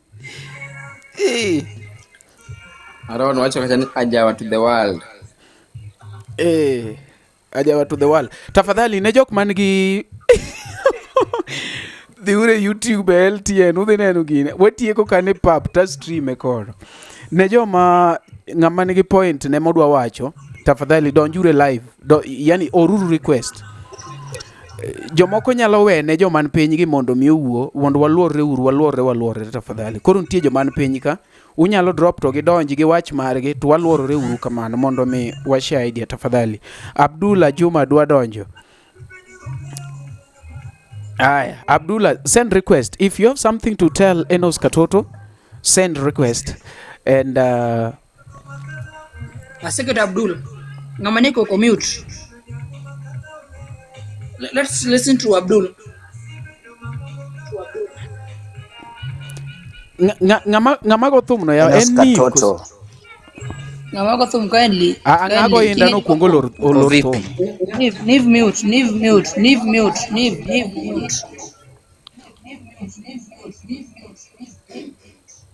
Sawa. Untie nade? Let's Wantie wan maber makare Abdul. Ichio maber. Wachio. Enos Katoto thum tigo mamit ndi kendo thum tiwero. Kata naero ga thumbeni but gima nyakoni en ni duok wi piny iwinjo. Mafans ema mieli ok inya mielo thumbeni gi jomiwacho go iwinjo. Kendo wan ema kisego thum to nyaka igol wadhwa subscribe mwa like maber mochop kumine paro. Iwinjo maber. Awinji. To gimoro kaka achaya majiwo ineno in mondo mi ng'ato ng'isi ni chaji ino kinya neno timbeni wane mwaneno gi dong mano ting'eyo Mano ng'eda tele. kendo thumbi ok inya mielo kendo ng'ato ok inya ng'e ni thumbi mit ma ng'ato kokoni ni thumbi cha tigo mamit to wane ma nyaka wago ni thum nyaka wamiel ni thumbi no to wan be wabro ting'i malo to gimigoni ji be goye ji nosegoye ma inenuo gima ji timo. Awinji ba. Koro in goma pati ta hola moro mu ana hola biae ng'ato we wuondi osipe manono biae wetimo gimoro ni ng'ato timo tim mari iwinja maber. Awinji. An mane manyakoni wetimo gimoro ni ng'ato timo makari ma Nyasaye opango ni no bro bedo mamari to kiluwo gima ng'ato timo ni imbe koro idwa timo mano ok ibi timo kaka ineni paro. Then aseneni aduoka tiki aduoko ji aduoka tiki aikori ne ina content creator aduoke kia an mane manyakoni koro wakoni waduoka wane ma boss ni neno kata ng'ama iwacho ni ati miluongo ni Mafurumbanya wane ma boss ni wan ko kwa mieli to ng'abro mieli kode kaka iwacho gi anyuondi gi mama ugini gibro miele gibro pong'o ba wane ma nyaka wapong'e to 50 na maya mjengo ni ema dhi keloni to koro giseduoka marach ang' namiye ang' adonj ma kode hotel tamadh kode mandas gi chai lakini koro ng'ia kaka inya duoko ji maber wakonit mane gima nyakodi but thum tigoyo thum tiyiengo but kikipani sechopo podi mbele pod bor but ibro machopo. Awinji. Ng'ato machielo mani luongo ni Abdul kapok olor Abdul nawinjo kawacho kachacha ne Enos Omari biro tieki marach di we kuongire sport nani ere kaka nabro tieko Enos Katoto chieng' adieri ok en chieng' dhao. The moment Omari ang'eyo kang'ei sana the moment ma Katoto yao live kako yao live neno the moment ma Katoto yao live kako yao live ni to complain ng'eny iwinjo ng'ato biro gi complain ne ng'ani biro gi complain ne ng'ani biro gi complain ne kata ng'ato ne dwa konye ing'eni kony no ng'ani ji wiye marach samoro nitie kaka en gi kasoro moro iwinjo to the moment misekawo gich dhi bole YouTube ji adi madhi nene. And did you hear my question before we proceed? Dog ene munu penje ma onwae mang'eny magara sani pod wapenje. So you were to address Enos Katoto okay watch ni atini abro tieki. Bye. Ng'ane dhi pir nyathi mokwongo in nyathi chandi to in bende kendi idwa donjo ka gi Awiko first wacha nikupro that note Awiko odi nyapala wacho ni but he's still young, let's just mentor him pole pole, system iko na pressure. Next. Ruben, wacho ni nyinyi ndio mnamchomea bana, elewa age yake kwanza. Japesa, wacho ni huyu jamaa bado ni mtoto, ajui hiyo. Brayo, won migori, wacho bosi kanyo na jaman. Brani, bro, wacho kaja nipandishe bro. Adadiko penyo kaja mafurumbanya survive elweti kikiburi gi.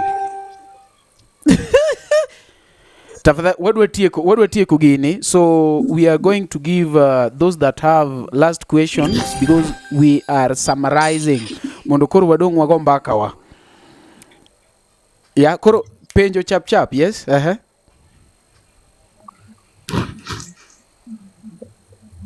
Hello bro. Popo.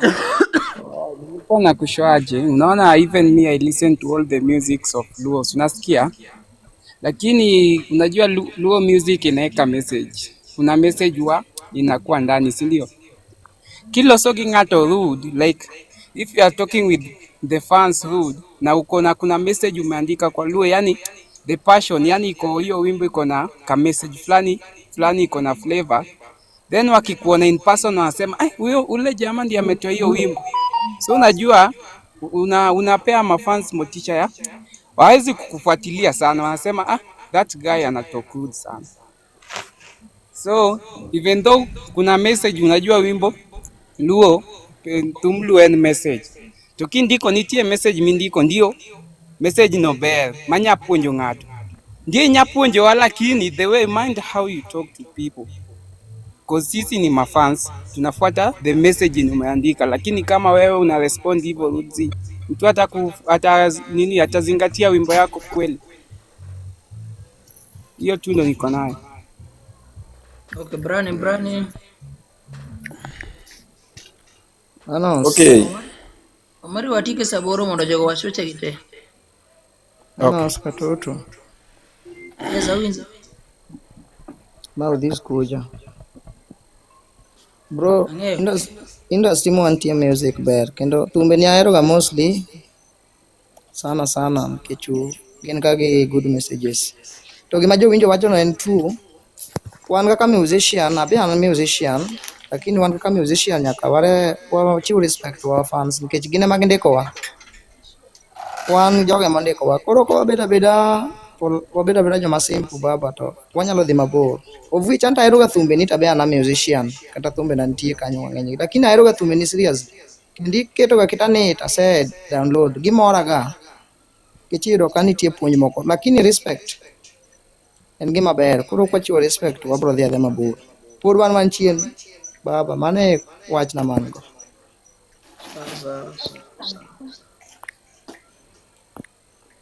Yes. Next person ukishaongea tunakushukisha, tunaweka mtu mwingine. Okay, Enos. Unade, Umari, Enos.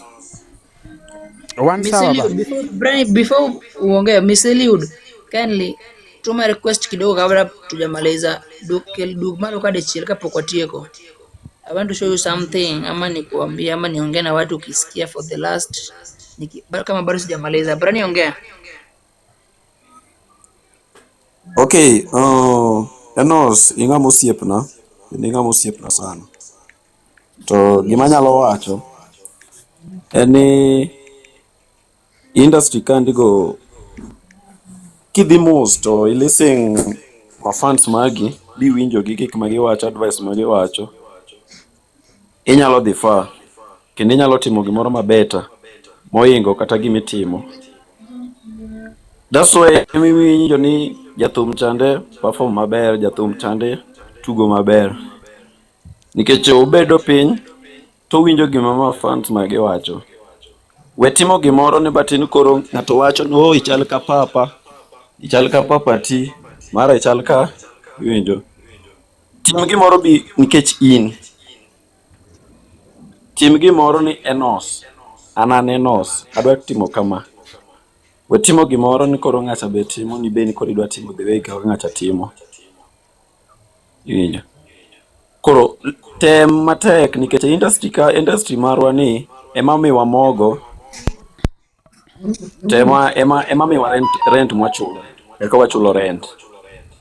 Koro joma miwa wachulo rent gi gin mafans. Mafans ema miwa timo gini. Nikech gini ema gindikowa kendo gini bosses wa. Samidhi timo gima perfect, at least inyalo timo gimoro mabeta. Iwinjo ni Enos adier. Enos sani go performing bwana. Enos sani golo wer. Iwinjo. Koro tem matek we duoko dhano gi rude. Tem iwinjo ni ng'ano temo wacho ni ang'o.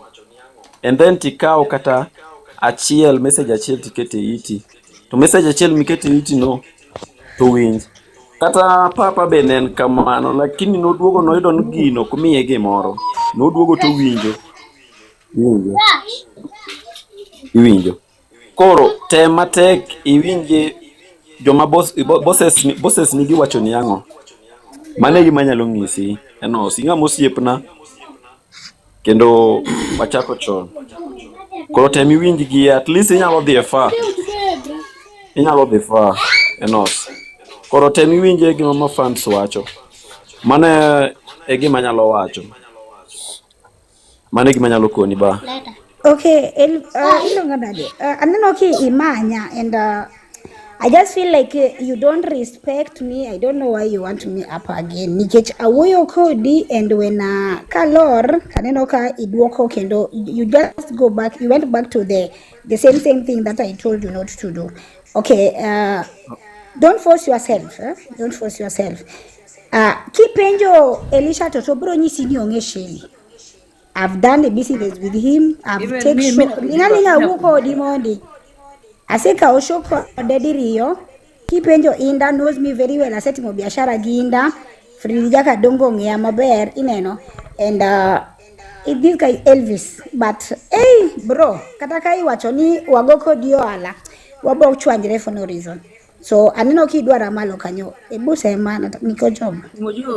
Umeona umetype mtu akasema this guy namogopa, as if mimi kaka asichwanyi au asichwanyi kaka hivi. Nanyisi gimoro. I'm a promoter, and even by the time I was commenting in this thing, nanyisi ni wuyo kamano. Nitiere promoters moko ka enti samori nyalo yudo kata ng'ama ok en promoter. Onyalo bedo gi at least ile roho ya kukusaidia. But the way you are talking to people, kaki wuyo gi ji. And when I was up, anyisi ni stop being rude. And si lazima ujibu kila kitu. Gimana anyisi, chalka gima, iwacho nago koko, ne momo, Namfuacho manuto onge. Ineno. So, ana nyiso mari, and poda wacho ka. Ana nyalo misho by the way. Anyalo misho. Lakini ukipunguza hii rudeness, bro, I will do it. Ukipunguza rudeness, I will do it. Sani aonge. Kadugo Kenya, December, dumara paga chiel, I will give you show. Unless upunguze rudeness. And know how to dress your fans. Unanisikia vizuri. Know how to dress your fans. Kikiparni jok mani kagi, they don't have things to do. Ogionge gik magitimo ama kagi me advice. Ineno Awiko Mawuyo kanyon. Awiko is the musician. Onge cheng mora mi bro idoka Awiko oketi timo na interview then odu kojikama. Kipeja Awiko no bro nyisi ni onge ayani mapoko nena hakuna kitu nyaipitia in this platform so called social media. But ini woyo kodi tiduoko kama. My bro, if you don't change, this will be the end of you. I'm telling you for free. Ka oki change gini ditieki. And apologize not to me. Apologize ne jok miyanyo. And learn to change for your better future. Ero kama. Sawa, winje. Okay. Hii dwara Kanyalo kama. we matin Enos bana. Gimanyalo wacho kuom anaban fan mari. Gimana temo wacho, sikia watiki kode, wacho nini tich. Gimana ngeni aneno kendiko, komensine siwezi fanya kazi na huyu cause ineno kwa wacha koro ngine kwa ngine ya asichwanyikanye. That's why Do you know the reason as to why nilisema siwezi fanya kazi na wewe? Eh?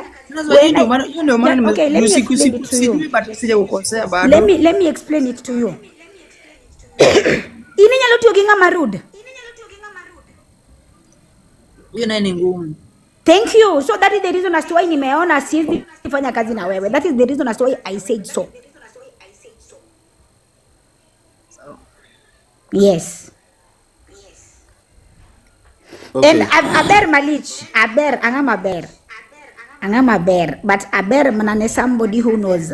You are very young, by the way. Focus. Not only me.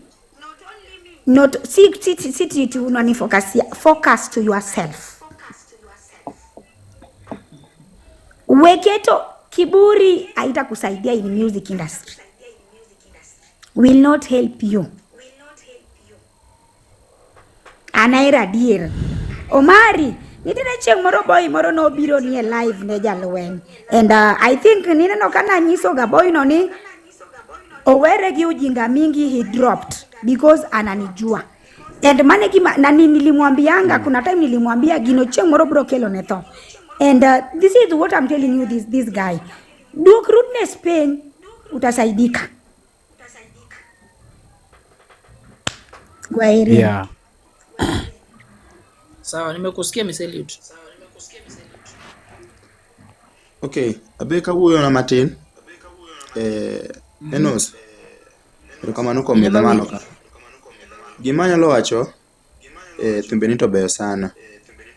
To gima nyalo kwayo fans meki, fans mag one fans mar Enos. Gima nyalo kwayo kibiro penjo ng'ato mokwongo luor tij ng'ato. Yes, one yema dozi meke Enos, lakini ower no wabe. Koro be sami dhi penjo ng'ato penjo moro ma bende winjo ni ko penji nyalo dwoko maber gi luor. Sami se penjo bwana ni magi to chopo kune. Ing'eni se ka chayo tij bwana ni. Ere kaka bwana ni bedo no oluori. In fact ana akia ka Enos ni kod kiburi, anelo ka one ka ng'en kara bwana ni kod kiburi. Kwa hivyo nitie gik moko makoro poani ka ma bwana, nitie gik moko bende koro feature nikech en nyathi odwa. Okwani ka ema koro wadhaw na dhawa makoro kanin kiburi hapana. Waelewa age mare mokwongo. Konyalo chini bwana nyathi in ng'ama duong kabisa makoro no chayo ji. Bado ana grow. To kod wa support tu kwaelewa pole tu obro mako mita. Onge ng'ama nokochako kod kiburi. Then Enos duoko ma fans meki. Yes nje moko mangato penji malit. But heri unyamazie tu. Nitie gik moko mbero iwacho on copy ngima ng'ato. Irango jothumbe moko maendelea gi ineno kata kopo ng'ato duoko penjo gi penjo marach giduoko ga nadi. Then unajaribu tu kukopi hiyo tu. Kama unaona ni mbaya unachana nayo, lakini wanjo mapenjo wabendo wapenje penjo ma miyo ng'ato chunye nyalo bedo go thum. Kikwa penjo ng'ato penjo ma nego chuny ng'ato. Sami singiso ng'ato magi kama dhi onge ng'ani bedo go moral kata malo so wer moro. At least penjo ng'ato moro maler. Penjo ma yanye. An mane gima yalo kwayo. Bwana nyathi odwa nyathi matin nyako obiro mbele. Wa support Lakini wawe penjo moko mak make sense. An mane gima nyalo kwayo wonagi. Wa support bwana. Kode nyathi. Kukudwan advice kaka joma dongo ka doko ga penjo. Kaka dwaro Enos bino duok penjo. Gin different age. Kaka ng'ata reason opogore kod kaka ng'ani reason. Jok mwacho nuseti kodoka maka joma dongo Enos pod ni mdogo. Sasa Miseli dan gi nyalo kwayi mi bwana ni chance temti kode kiki understand kaka kinene TikTok ano koduoko penjo ikawe kamano maybe and different. Koro agimana kwayi miye chance tikode kata dichiel. Kiti kode dichiel bino en kod kiburi. Mano koda kibra ibro yie. Wasekwere osewinjo wach ma kiburi wawerego. Nwach kila ng'ato kadonjo kato ni kiburi. Wadhi miyo joma kata kian bwana ni kod kiburi wang'eyo ng'ani ni kod kiburi. Okay, jopiny. Ne wacho no. Jopiny. Enos okra. Enos ng'amusiepna kendo wago mabor ndiyo katamra. Enos wachako struggle go kai Kisumo ndi kendo ka wawuotho wadhi nyaka Jeff in studio. But hata nya wacho ni Enos to ni sani to kaka en mbele na matin ok dang' ariambi. But gima ma fans wacho wiye no to ok anya dok ne Enos ama ok anya ma fans to wacho adier. Mano to gima kata an ase witness, jogo ok riambi kendo jogo to wacho adier. Kaluwore ni kata an design mane Enos owuogo koda, an aka Enos ka brother. But design mane owuogo koda kaka nong'isa e mbele ei TikTok live ka, nokomora but naduogo abeda piny mawacho mani weche to iweyo. Koro un wakwakwa ni un makwa makabadwa konywa konyouru. Wan mana wabed mana e level ma kaka jogo nitiere. So koro ka change to wa change ndio kaluwore gi pressure bende wayude momiyo seche moko be wabedo kamano. Koro mano e gima seche moko be timorega. Sawa. Thank you Kasim. Ng'at machielo aketo Beryl. Baby love nimekupandisha.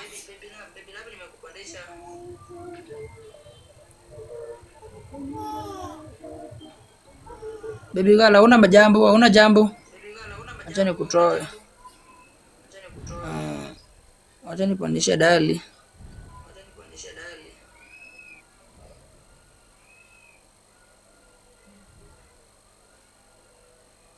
Mwenye kuna jambo unaongea, ukipandishwa unaongea. Toto Fenya nimekupandisha.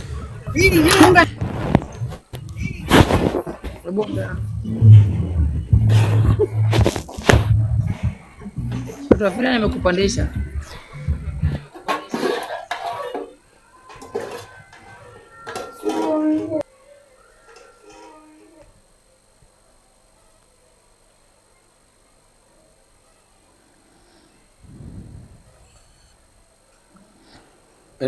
Enos anyalo wuoye matin. Matin Oscar yien. An kawuoyo to ok anyal laumu Enos kata ok anyal laumu mafans. Jogi duto nigi shida. To shida mar Enos en Enos dwaro usaidizi marwa. Odwaro ni Enos en jathum, to jathumni wan emigonwa kaka mafans. Koro wabende mafans wan wabe kik wabed joma dhogi lew ahinya nikech Enos en dhano. To en dhano man gi chuny. Kaki bende in mafans in gi chuny, in gi feelings. Kaki bende ka Enos onyisi gima rach inyalo feel pain. Enos bende kinyiso gima rach to inyalo feel pain. Koro kigal ne Enos koro jathum kanyo en chuny nono.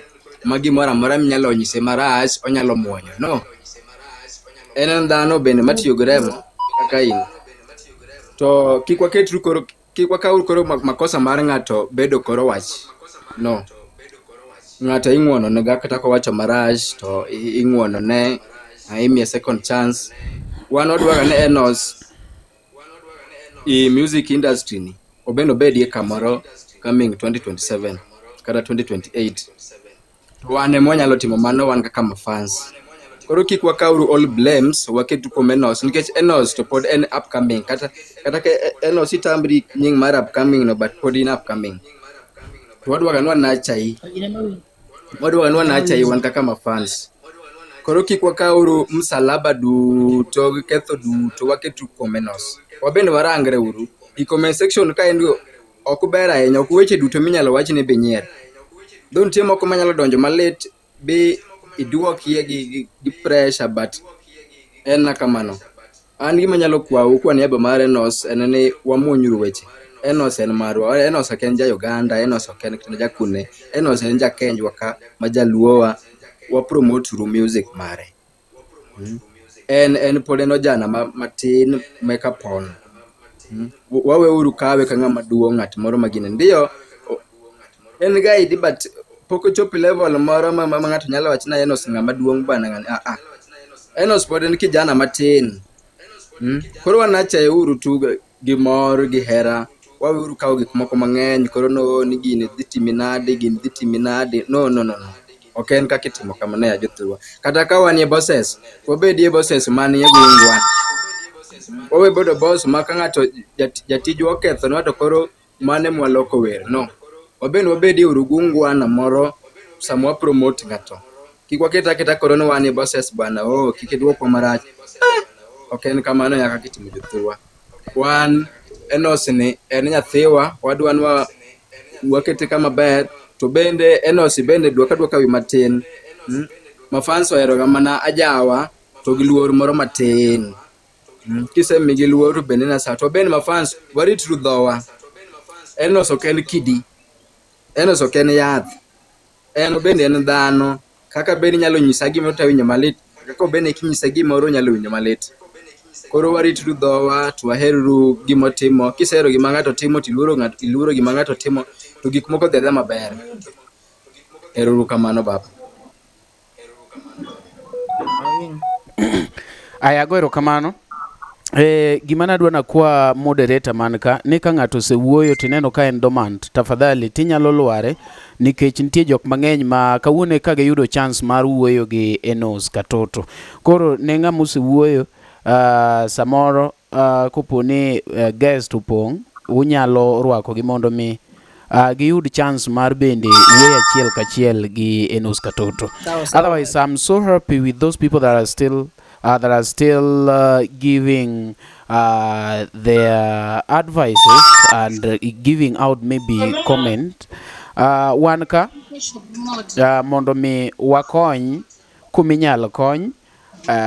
To kik waket feelings ahinya. Nitie jok moko mabe koro donja yawa kodonjo ka gir yawa gini ok en beti ok gole beti wagaga mbaka jothurwa wagaga mbaka jok makore kodonjo.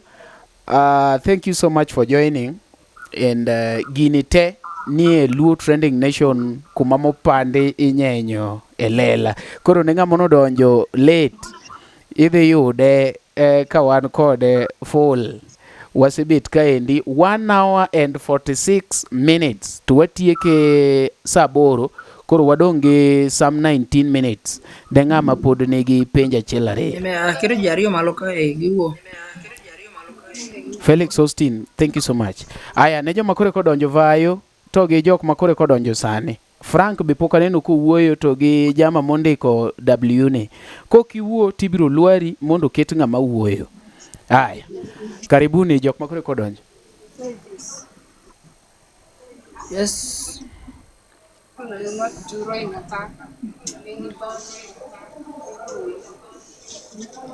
Nini huyo anapiga kelele?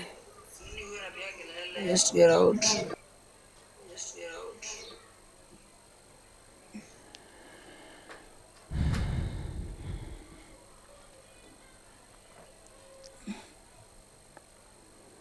Vayo be onge gi wach. Agole.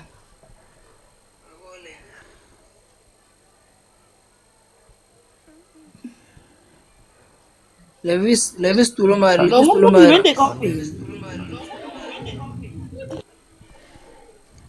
Levis tulo mari.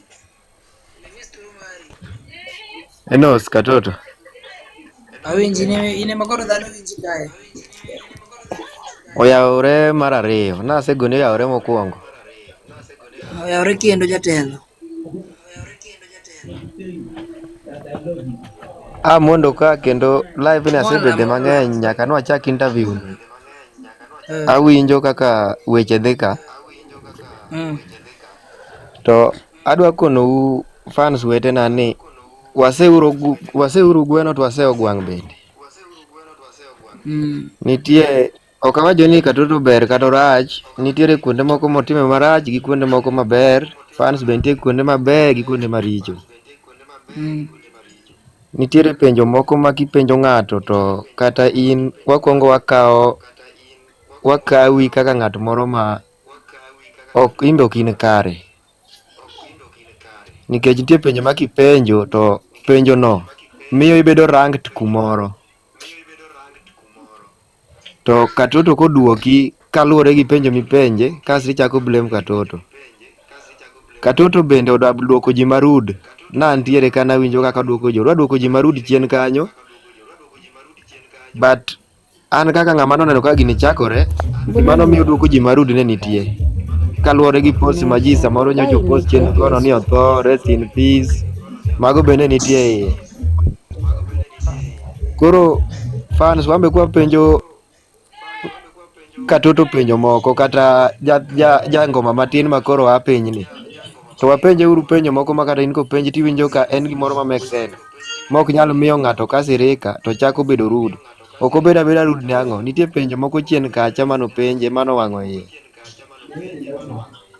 Lakini be pod ng'ama tin ma pod ya. Koro embe samoro kako control feelings meke pod tek. En ng'ama kokaya. Kik iwuo kode ka ng'a wuoyo gi Prince Inda moro kata ng'ama wuoyo gi Eli Toto moro. Maka joma osetegno e field. Ong'eyo type of kind of fans ma giromogo. To Katoto pod ng'ama tin maya. Koro wambe wan fans, seche moko wapenjo penjo mok donji. Atieko. Haya, Toto nimekupandisha, Irene nimekupandisha, kama una jambo unasema tunapandisha mwingine.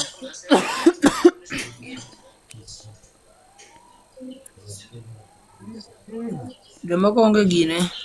Eno sapani Franco Wuod Alego nyalo ndiko maber e comment section nikech en e guest to pod ondiko.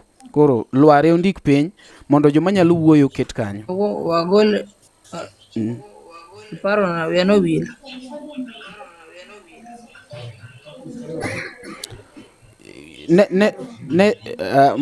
Mwala donji ka. Ne joma ne ne joma moseruaki e guest, in onge tiende ndiki, wach ni awan adwa wuoyo to ji discuss. We dhi kende comment section indiko. Wuoyo ka. Omari we molo wuo matin. Yes Mwala. Irene umemute na ndio umeingia na kutoa.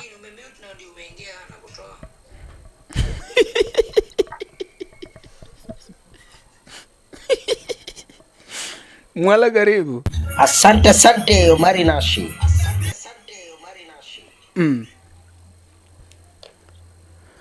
Ngimani chalo nade?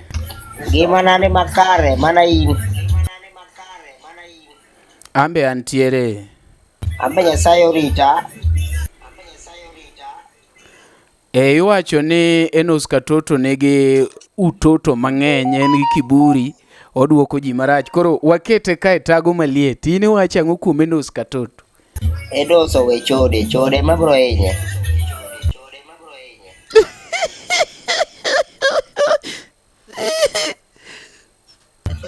Achaya kata Omari Nash nego en mana ni Omari Nash ok chodi, but Enos to chodo too much. Koro punguza. Chode ibro wacho ni in gi utoto. Winji mwala. Bas, koro chode ipunguza matin to maisha dhi mbele. Acha to bed ga beda. Acha to kiki iwe. Mano to bedo. Mano gima ne nyuoli go baba. Bijiri. Ajigo wuoda dori akao. Ajigo wuoda. Enos ohero mafurumbanya. Marion joma wuo matin, Marion joma bero wuo matin. Osechodo chiegi. Marion joma. Nyako ema comment barach. Mimi niko na challenge. Yeah. Omari. Okay, watu wamekuja hapa wamesema, Enos Ochayoji, Enos sijui nini Kiburi Pro Max. Okay, ngata chela. Si mtu mmoja niambie kiburi ya Enos ama ya cha yenye ako nayo. Mtu tu aniambie ni ya cha gani ako nayo ama ni kiburi gani ako nayo. Jumi according na mimi watu wako na muuliza swali anajibu. Yeye alikuwa anajibu venye anaulizwa. So mulitaka nyamaza ama mulitaka afanye nini? Hiyo ndio swali. Hero challenge. Jibu maswali. Omari jibu maswali. Watu jibu kwa sababu wamesema akona kiburi. Kila mtu mwenye anaandika kiburi. Okay, mimi naona Enos anajibu kulingana venye anaulizwa. Hujaburiwa na unasema kiburi. Wanasema niko na kiburi na sijaburiwa mtu bado. Si ndio nashangaa.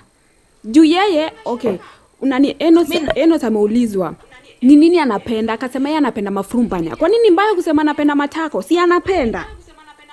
Ama mulitaka ajibu ni mulitaka ajibu okay, Enos anapenda ukuta ama anapenda taa. Si amesema anapenda matako jamani. Na si hata nani Omari huwa anasema anapenda matako. Mbona uonga mvamie Omari? No Omari kila mahali anasema anaero gimagile ne gima ango sijichino kutumre nani. Mbelo jemone chini. Mbona mujei yes, mbona mujei iletea mujei sema Omari ako na kiburi. Mbona mnasema Enos ako na kiburi? Mja nijibu. Hakuna. Mimi nasema hivi, Enos Okunyati okay fine, ni mtoto mdogo. Ni mtoto mdogo tujakataa. Lakini ameulizwa ni anapenda akajibu. Yeye anajibu akodi na venye anaulizwa. Kwani yeye anatumia damu, nyinyi mnatumia mawe. Mumongeshe vibaya, yeye asiongee vibaya. Ama Kode. Enos wewe uko na kiburi ama uko na malaya? Enos amekubali anapenda mafurumbanya. Kuna shida hapo? Ndio mafurumbanya njachude. Mafurumbanya njachude. Amekubali nani njachude wero mafurumbanya. Kuna shida? Shida iko wapi?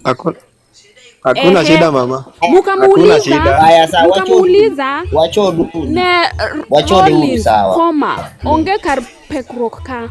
Mukamuuliza pili demu wake ni nani? Akawajibu Nyamigori.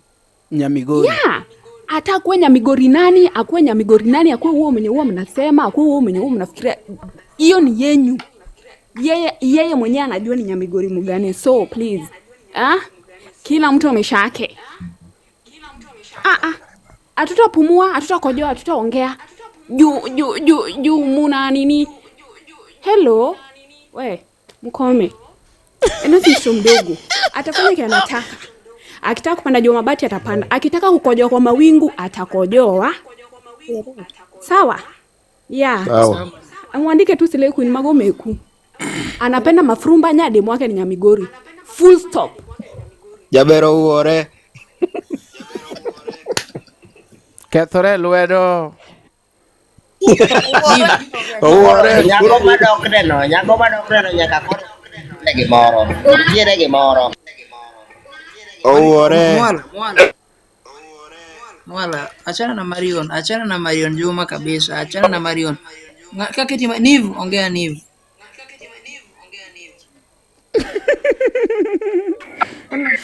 Advocate odonjo ma waling tenya kan. Uore. Mambo utiko da example. Kwani si Omari huwa anasema anapenda matako na mbona mjamvamia? Kwani anatumia damu, nyinyi mnatumia mawe, si ndio? Asemi anapenda ukuta. Napenda matako. Omari nyako no diduogo nika agni ling.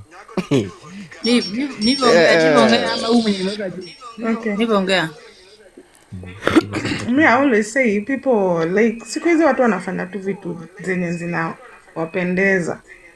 If you feel you're doing the right thing and it makes you happy, just do it. You know, kuna kuangana maswali zingine, they're always very personal. And it depends the way you ask your question. Hakuna venye utauliza swali negatively and you expect a positive answer. Where? Kila mtu anakuanga tu na mashida zake, like everybody have their own feeling. They feel kama ikakanya duo kugini.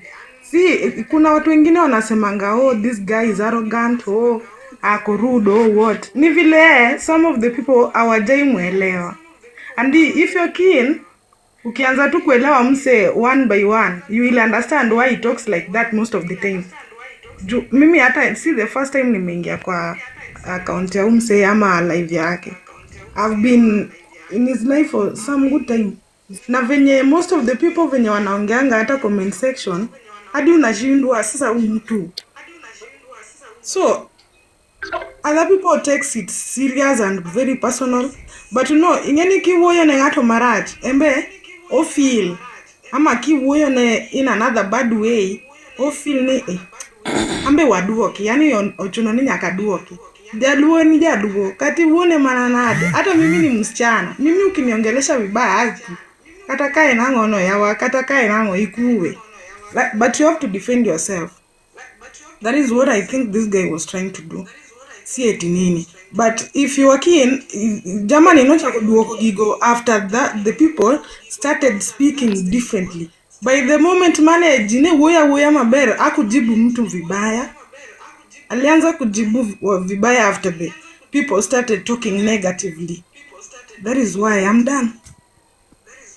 Thank you so much. Thank you so much Nivu. Itabidi mzoe venye yuko, hata kichoke kio kombo ni yake, mguu wake kio left ni ya kwake, mukome. Wamzoe tu kano seka mano. Atafanya aje. Marion nyaka ngenis o address kama fans mag Enos. Koro uwa wamos. Oscar Marion is right. Oscar onge kanya rodo kamaras ti expect na duki maber. My friend. Anonge onge mabro pingo Marion jatelo. Awuo. Wuo. Beruru. Bere jatelo. Asewinjo kaka ji wuoyo ka but adagola pacha. Onge wach jatelo yien. Telo apani in ema in gi talent dong. Akusikia. To in ema iwer. Koro kaka conduct yourself ok onego bed ni ng'ato koro nyalo bayo ni wach nikech koro in jathum, nikech koro ang' idwoke maber. Koro an gima nyalo ng'iso oganda moko kae en ni i build brand kendi kendo ni decide yourself ni dwa bedo jawer.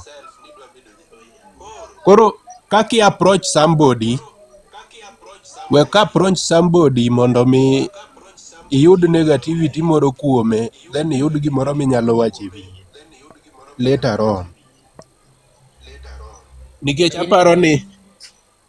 aparo ni music ing'eyo kila kitu, nikech before you decide yourself nikuongo iluongori bura miwacho ni adwa donjo e gini, tiseneno kaka jomoko dhi, kaka inda giri ama so and so. Music dwaro discipline, dwaro ang'o, but kata mana inda giri ko nitie kama kinyono, en kaka musician to nyalo react kodi marach. Ok inyal ng'e ni en e inda moro ma samoro wer gacha. Koro fans bende obed gi respect, gimbe gi respect artist. Gin onego bed ni gimi puoch gi pak. Koro sani giwacho ni in rude. Papa T, for example, Papa T. Franco, kelele. For example, wan gi an artist iluongo ni Papa T. Papa T be nochako mana this way, yembe en somewhere. Iwacho ni wich teko be nitie kaka nyalo konyi somewhere. Koro ing'e matimore niya, ing'eni onge tiende ng'ato penji nyaka niya. Yeah. Indi gi nyako mi date, ng'ato penji niya, Odero nopenjo niya, ji wacho ni date gi super, en adier koso. Koro i expect niya, abia duoki niya, adate. Itakusaidia na nini? Mago those are personal. Koro nitie mago personal issues moko onego bed ni ng'ato penji. Mago personal, maga ng'ato penji odwa timo ang'o gi nyako. Koro by the time kiduoko be feel ni the person feels ni koro enoso duoko marach. Kuna vitu vingine zinakuwa very personal. Koro katoto an gima dwa koni. Bwana iwacho ni sky is the limit. Omari Benika kendo timo nega jothumbe gi gine moko. Iluongo nang'o interviews. Nitiere kaka kata jomitimo negi interview nitie kaka be gi react ga Omari kanyo badly. Ajaya neno luo trending sometime. Koro kipenjo ng'ato ni date ng'ane, en odwa dhi date ng'ano koso en agenda ne nang'o. Koro mano is none of their business. Mano is none of their business. Gi support ni music, giwe ng'iyo ng'ami date. Kati date mana dayo, is none of their business. Kadaro mafurumbanya. Siya, kadaro mana mafurumbanya. Ini ngithuma, ngithuma mafurumbanya maero. Kadaro, hata kama suya mana chiega. Mano kochuni jatelo, mano kochuni. Ne ng'ato support ni wa support ne music, wawe ng'iyo Mago ng'amo personal. support kata odet dayo mano mare. Iwinjo? Mago personal issues bwana ma ng'ato ok onego bed ni penjo kata e live ka. Mago personal. Ere koro no biro no interview thum koso no interview mon. No interview thum koso mon. Kore ma penje niya. Koro ere ng'ato dwa ng'e ni date Sue. What next after dating Sue? Odwa ng'e ang'o into details. Dwa konye gang'o? Wa support uru thum, wawe uru donje personal issue mar ng'ato. Nikech kata o support Sue no kibi konye nindo gi Sue. Koso nitie ng'at ma chiege olal. Nitie ng'ama chiege olal. Koso Sue gi nadi? Koso Sue ne moro olal. Ana penja. Koro bwana wekuru miyo jathum pressure, we uru time moro bende. Samoro seche ma en e live ni, thum moro nyalo biro ne tipo mana kondiko to kinye ne studio. Kar keto ne keta jathum pressure ni sijui idet ng'a koduoki marach to ni in gi kiang'o, in gi kiburi. Papa tibe nigi kiburi to bech odhi adhiya. Wacho ni wang' teko bende nyalo konyi kuonde moko. Ok ni bedo to soft nikech koro in jathum. Wene uru this boy a space. Mondo grow.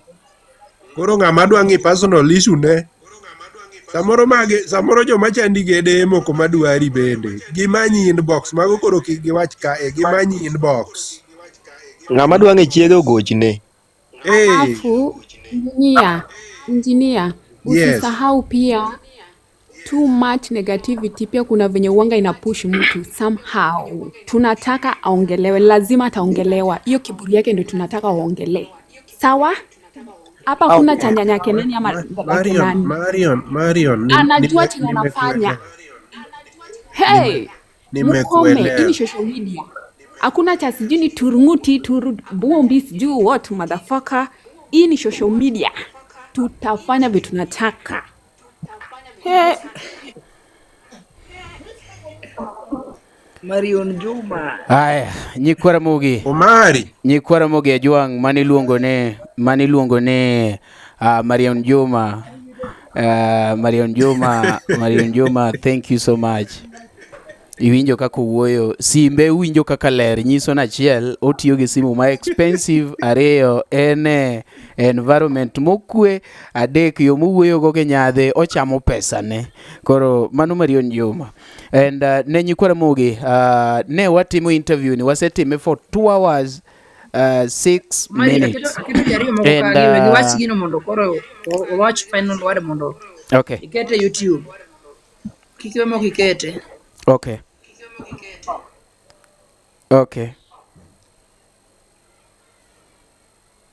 Watu wawili nimeongeza hapa juu, si muongee. Kwa Kenya lugo tingine kiti pinja telo. Yes. Okay, thank you. And manyalo koni, just be you. Be you. Nikech nitiere jok moko manya biro ni gidwa ni giduoki piny. Ineno duoki piny no ema gidwaro. Gibiro miyi gik moko ma ibedo ni iparo tiwacho ni hakuna haja nifanye. Saa hiyo hakuna haja ndio wanataka. So just be you. Focus. Nikech inge gimidwaro. Kuongea wataongea na watalala. Saa we kitu yenye ufanye, yani focus kwa hiyo dini yako. Nitiere ng'ato manyo makosa zile ndogo ndogo.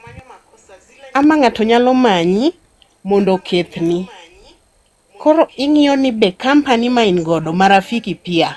Kuna wengine wanakutafuta tu. So marafiki beno negi ya avoid boko.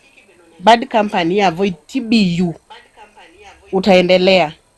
Lakini kiburi, kila mtu ukiwa chini watasema uko na kiburi. Ukiwa juu bado utakuwa na kiburi. Saa kiburi ni yako, watafute vile unatafuta. Ng'ato nigi duol nyalo wer, ng'ato nigi gimoro amora momiyo nyalo wer. Koro in be just you. Mani advice manyami. Thank you so much. Steve ongea. Steve, what was ongea?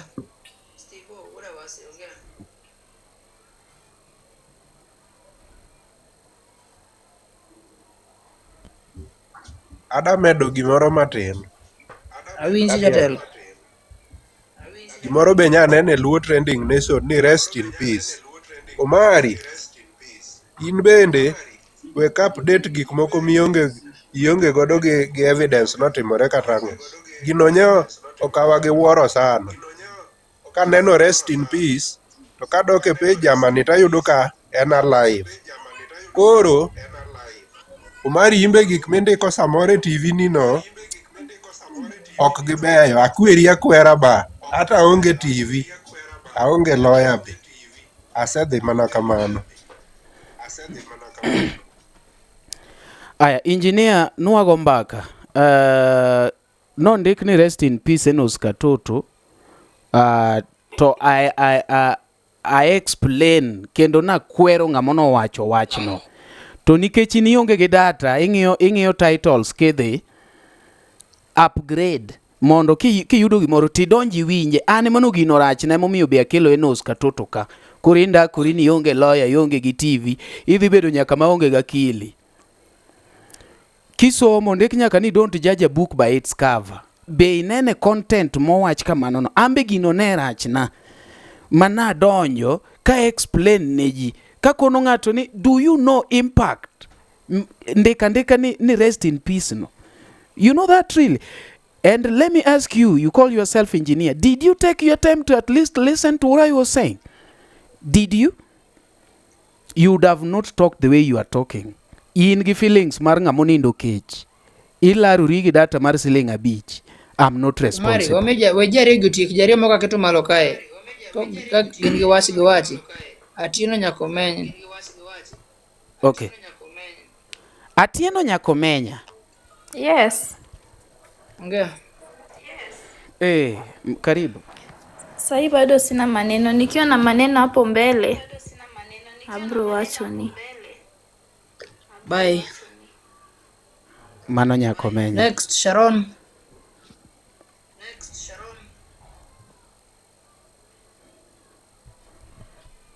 Sharon naona maneno. Bye. Omari. Yes. Hapa ni wanyalo wacho mogik. Manyalo wacho mogik. Kapo kwa lori.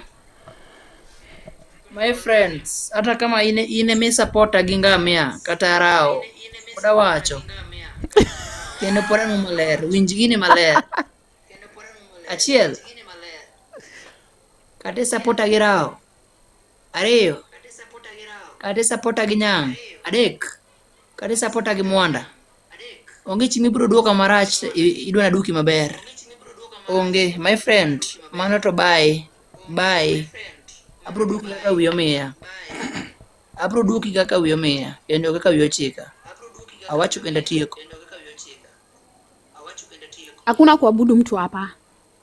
Hakuna kuabudu mtu. Hakuna kubembeleza. Yes. Na sitafadhali Omari. Ataki jinga. Wabo pado uka.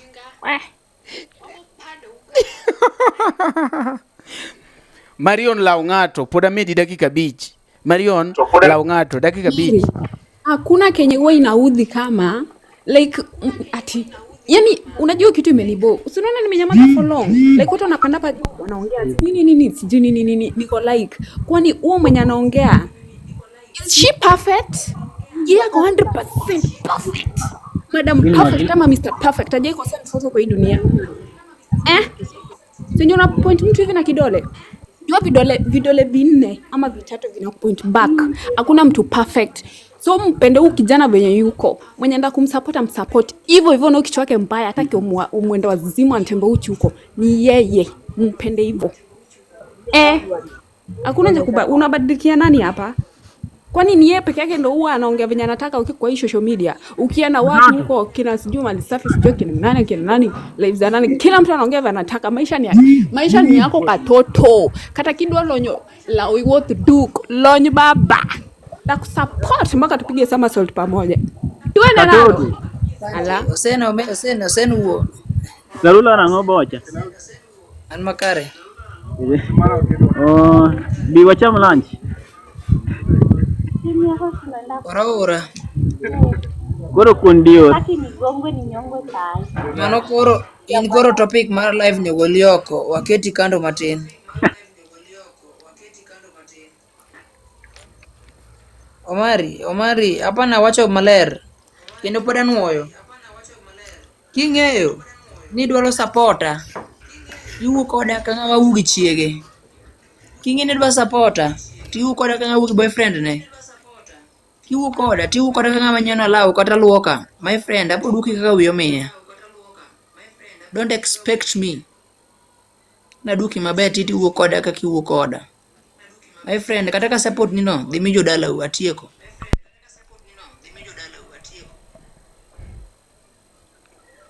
Omari nyalo wacho miwacho. Anapana tieko. Hebu tuambie. Natamani nitakuchora sana. Katoto. Yes jatelo. Aniluonga ni Kinara Oda Lego. Namba 1 gima dwa nyisi wich teko nyaka ibed go i pap ka. Ko kibet gi wich teko jogi bonyo ni jogi boti kod jogi bodi e wiwi baba. Bed gi wich matek mondo ka ng'ato biro ir to rango no biro gi left koso biro gi right nyaka ng'ato non kaka biro. Kibet maweth jogi biro to ti kodi to kiri ruby ground. Nyaki stand firm kata jo wite iwacha ng'oi ground gik miwacho go kirango. Jogi ketho nying ji manoma makirango. Chunyi bochiro tiwego gwaba. Go thum wiyo bed matek tibet firm but gima nyaki bed go nyaki bed seche ma wi tekno. Tirango ti direction michomo go wich matek no. Kikibeni wi tek kata ki ground kaka koro en pap ya moko the left ibeba ni wi tek ochomo north. Tijgi gimi dwaro north kanyo makoro kata ng'ato timo ang'o in north in wadhiga north wich matek no iwinjo kik bembeleza ng'ato ka Ayie gi wachno. kik bembeleza ng'ato pap ka in kwa dhi north wadhiga north wich matek fans in go gimang'e ka chop kumi wuoye kodi ma jatendwa Omar Nyaso luongi nyaka bentie yamo mombe base ywayo e thum ka iwinjo Awinji. Jathum ma wiye tek to onge kata minono mamuol go jogo kiromo go maber jogo kinyalo stuka go iwinjo oro mane advice manyalo migi sani wich matek nyaki activate makiki activate timedo gik manyaka med go nyaka bed matek. Thank you so much. Alafu kitu fani Enos, Agoero kama na maybe yenya. venye wanakuona hapa kwa social media, si venye uko like wakipatana na wewe kama Enos. Unaona? Like ufai kujaji mtu kulingana na venye unamwona kwa social media. No. Mimi najua ukipatana naye hivi, umuone hivi ni mtu mwingine tofauti sana. Same na hao wengine. Hapa tunakuja for entertainment na kufanya shughuli zetu. Mtu asikwambia sijui uko na kichwa ngumu ati unarudisha kichwa. No, uzuri ashajua uko na kichwa ngumu. Hiyo kichwa ngumu yako ndio ukae nayo. Kwa hiyo itakupandisha ama kushukisha. Hiyo rate yenye uko hapo. Kaende. Alafu kitu kingine pia to nani ukirudi alafu kaende tuko pamoja. Tushakuja na kichwa ngumu, unataka kubadilikiana nyanya nani? Unapenda mafumba uko na kichwa ngumu, una date Nyamigori. Kalas. That's it. Thank you guys. Omari watch mogi. Yes. Katoto kapo Mario watch mogi. Gimadwa konyi wetu muka. No you are what. Kikibeno luongi kai slinga beach, kai luongi slinga park. Bede gumusumama go wathni. Mangano kok nyalo fika bei. Ode avya ngat manyalo fika bei no. No you are what. Omajo thum nitie maber. Jothum nitie maber. Ng'ama neno ni Katoto rach. Mara jothumbe ng'eny. Katoto marach ni an alingi Katoto marach ni. An Katoto marach ni emomiyo an ka. Jothum mabeyo go be ama nenogi, gibeyo gibergi na nenogi. Tawegi abiro ir Katoto. Koro sami nyisa ni Katoto rach ji ni akona kiburi. Kata an wiya tek namba marach nyinga ni ebuka chief to an mana Nairobi ka. Koro gimi kan nyiso kan ni Katoto rach. Korach chak wuothi dhir jathum maber i support. Weri gi Katoto gi rach neno. Atieko. Omari thank you Omari okona ketho seche gi maketo gine YouTube. Kwado go chunyi ket gine YouTube. Kan madhilal fans ga. Nikechan gi kiburi. Weka hiki tu kwa YouTube. Ada nene big screen ka. Omari thank you so much. Marion Juma thank you baby girl. The guys machungo oda mwacho ni an gi kiburi. Ber kabisa. Miss Eliud advice yako nimechukua. but mimi mtu hawezi niongelesha vibaya juu nimeshapitia mengi. Kwa hiyo ngato kunal chaya taling. Okay guys, thank you so much. Omari. Hapana tiyo katieka Omari. Yeah. Adwana go erokamano, and somebody has suggested Omari. Akel Madisco the mayor next. Okay. Yes. Yeah. Anka. Awachoni agonu erokamano ahinya, and ne jok ma omiyo Enos Katoto advice, erouru kamano. Aneno ka ng'ato wacho ni wakel Madisco the mayor next, and ng'ato bondikona ka ni embe odwaro interview, so you can inbox me and ami namba na kata inyalo dhi e Facebook moro mora namba na en public to wadonje. Otherwise, thank you so much. Wameduru subscribe ne Luo Trending Nation kuma mopande nyenye lela. Omiyo kawuono wang'eyo ni Enos Katoto anapenda mafurumbanya. Thank you so much. Baba Mafurumbanya. Jina yake ingine ni Baba Mafurumbanya. Na kuna kile mtafanya. Omari. Thank you so much guys. Love you all. Umenitusi, hujanitusi. Thank you guys. I love you all. Keep on supporting me na hiyo kiburi yangu. Keep on supporting your guy Enos Katoto. Thank you guys. Love you all. Kuondego. Kindly Omari. Kete YouTube, ada ya YouTube sana, ada ya wege TV koni. And the live kindly.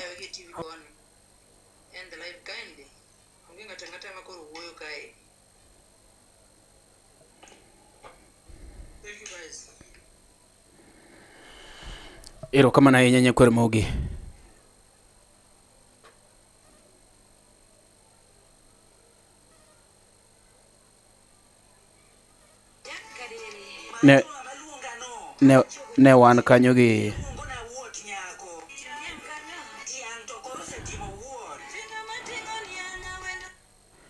Ne wan kanyo gi Enos Katoto, mabende iwinjo kaka wacho kanyo no endo, and ne ng'at moro amora mabende chunye gombo mondo mi wabed gi live talk show, pod inyalo tudori kodwa kaka pile, nikech wadwa ni wakelo ni gini e dhot. Sani koro inyal timni talk show ka in e bedroom, inyal timni go kinindo, nikech Luo Trending Nation kineno kwa ling matin kwa wuok to we come with a new thing ma jomoko kawo kuomwa. Koro sama pok jogi okawo ni, wawe moro miketo microphone e dhok cha, sani koro wakete manyien. Ibede odi kumoro maler gi wifi moro motegno maber kabisa, to wachwade kaka ne kwa chwado ne Enos no endo. Otherwise, medikete manaka wa subscribe ne Luo Trending Nation. Na winjo ka jiwacho kacha ni LTN Tindo Lal. I've been busy doing several things at ground. Jomong'eya chini ya maji bro koni ni bwana weuru Omari osediche ground.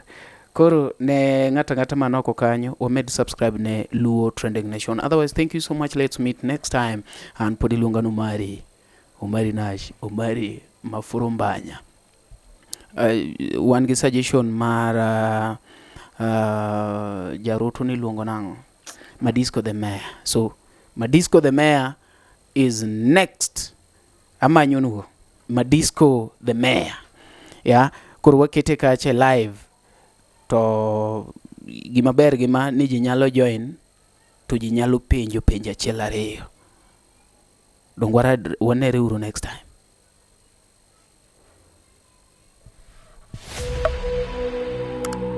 Nyakwar Mogi, be isebedo gi achiedh nade ka ipenjori kama inyalo chwalo lendo magi ne jopiny, obed lendo mag ohala, lando nyasi kaachiel kod lendo mamoko mathoth. Bas, kik ibed gi kiondko moro amora, nimar LTN Luo Trending Nation ni ka nikech in. Wan kod jolendo man gi oteku kendo nigi lony mamalo mar chwalo ni lendo meki ne oganda. Ne ler mathoth, tudri kodwa e nembniwa magin 07 11 92 32 74. Bende nyalo oronwa ote e luotrendingnation@gmail.com. Lendo manimba mana gi LTN Luo Trending Nation.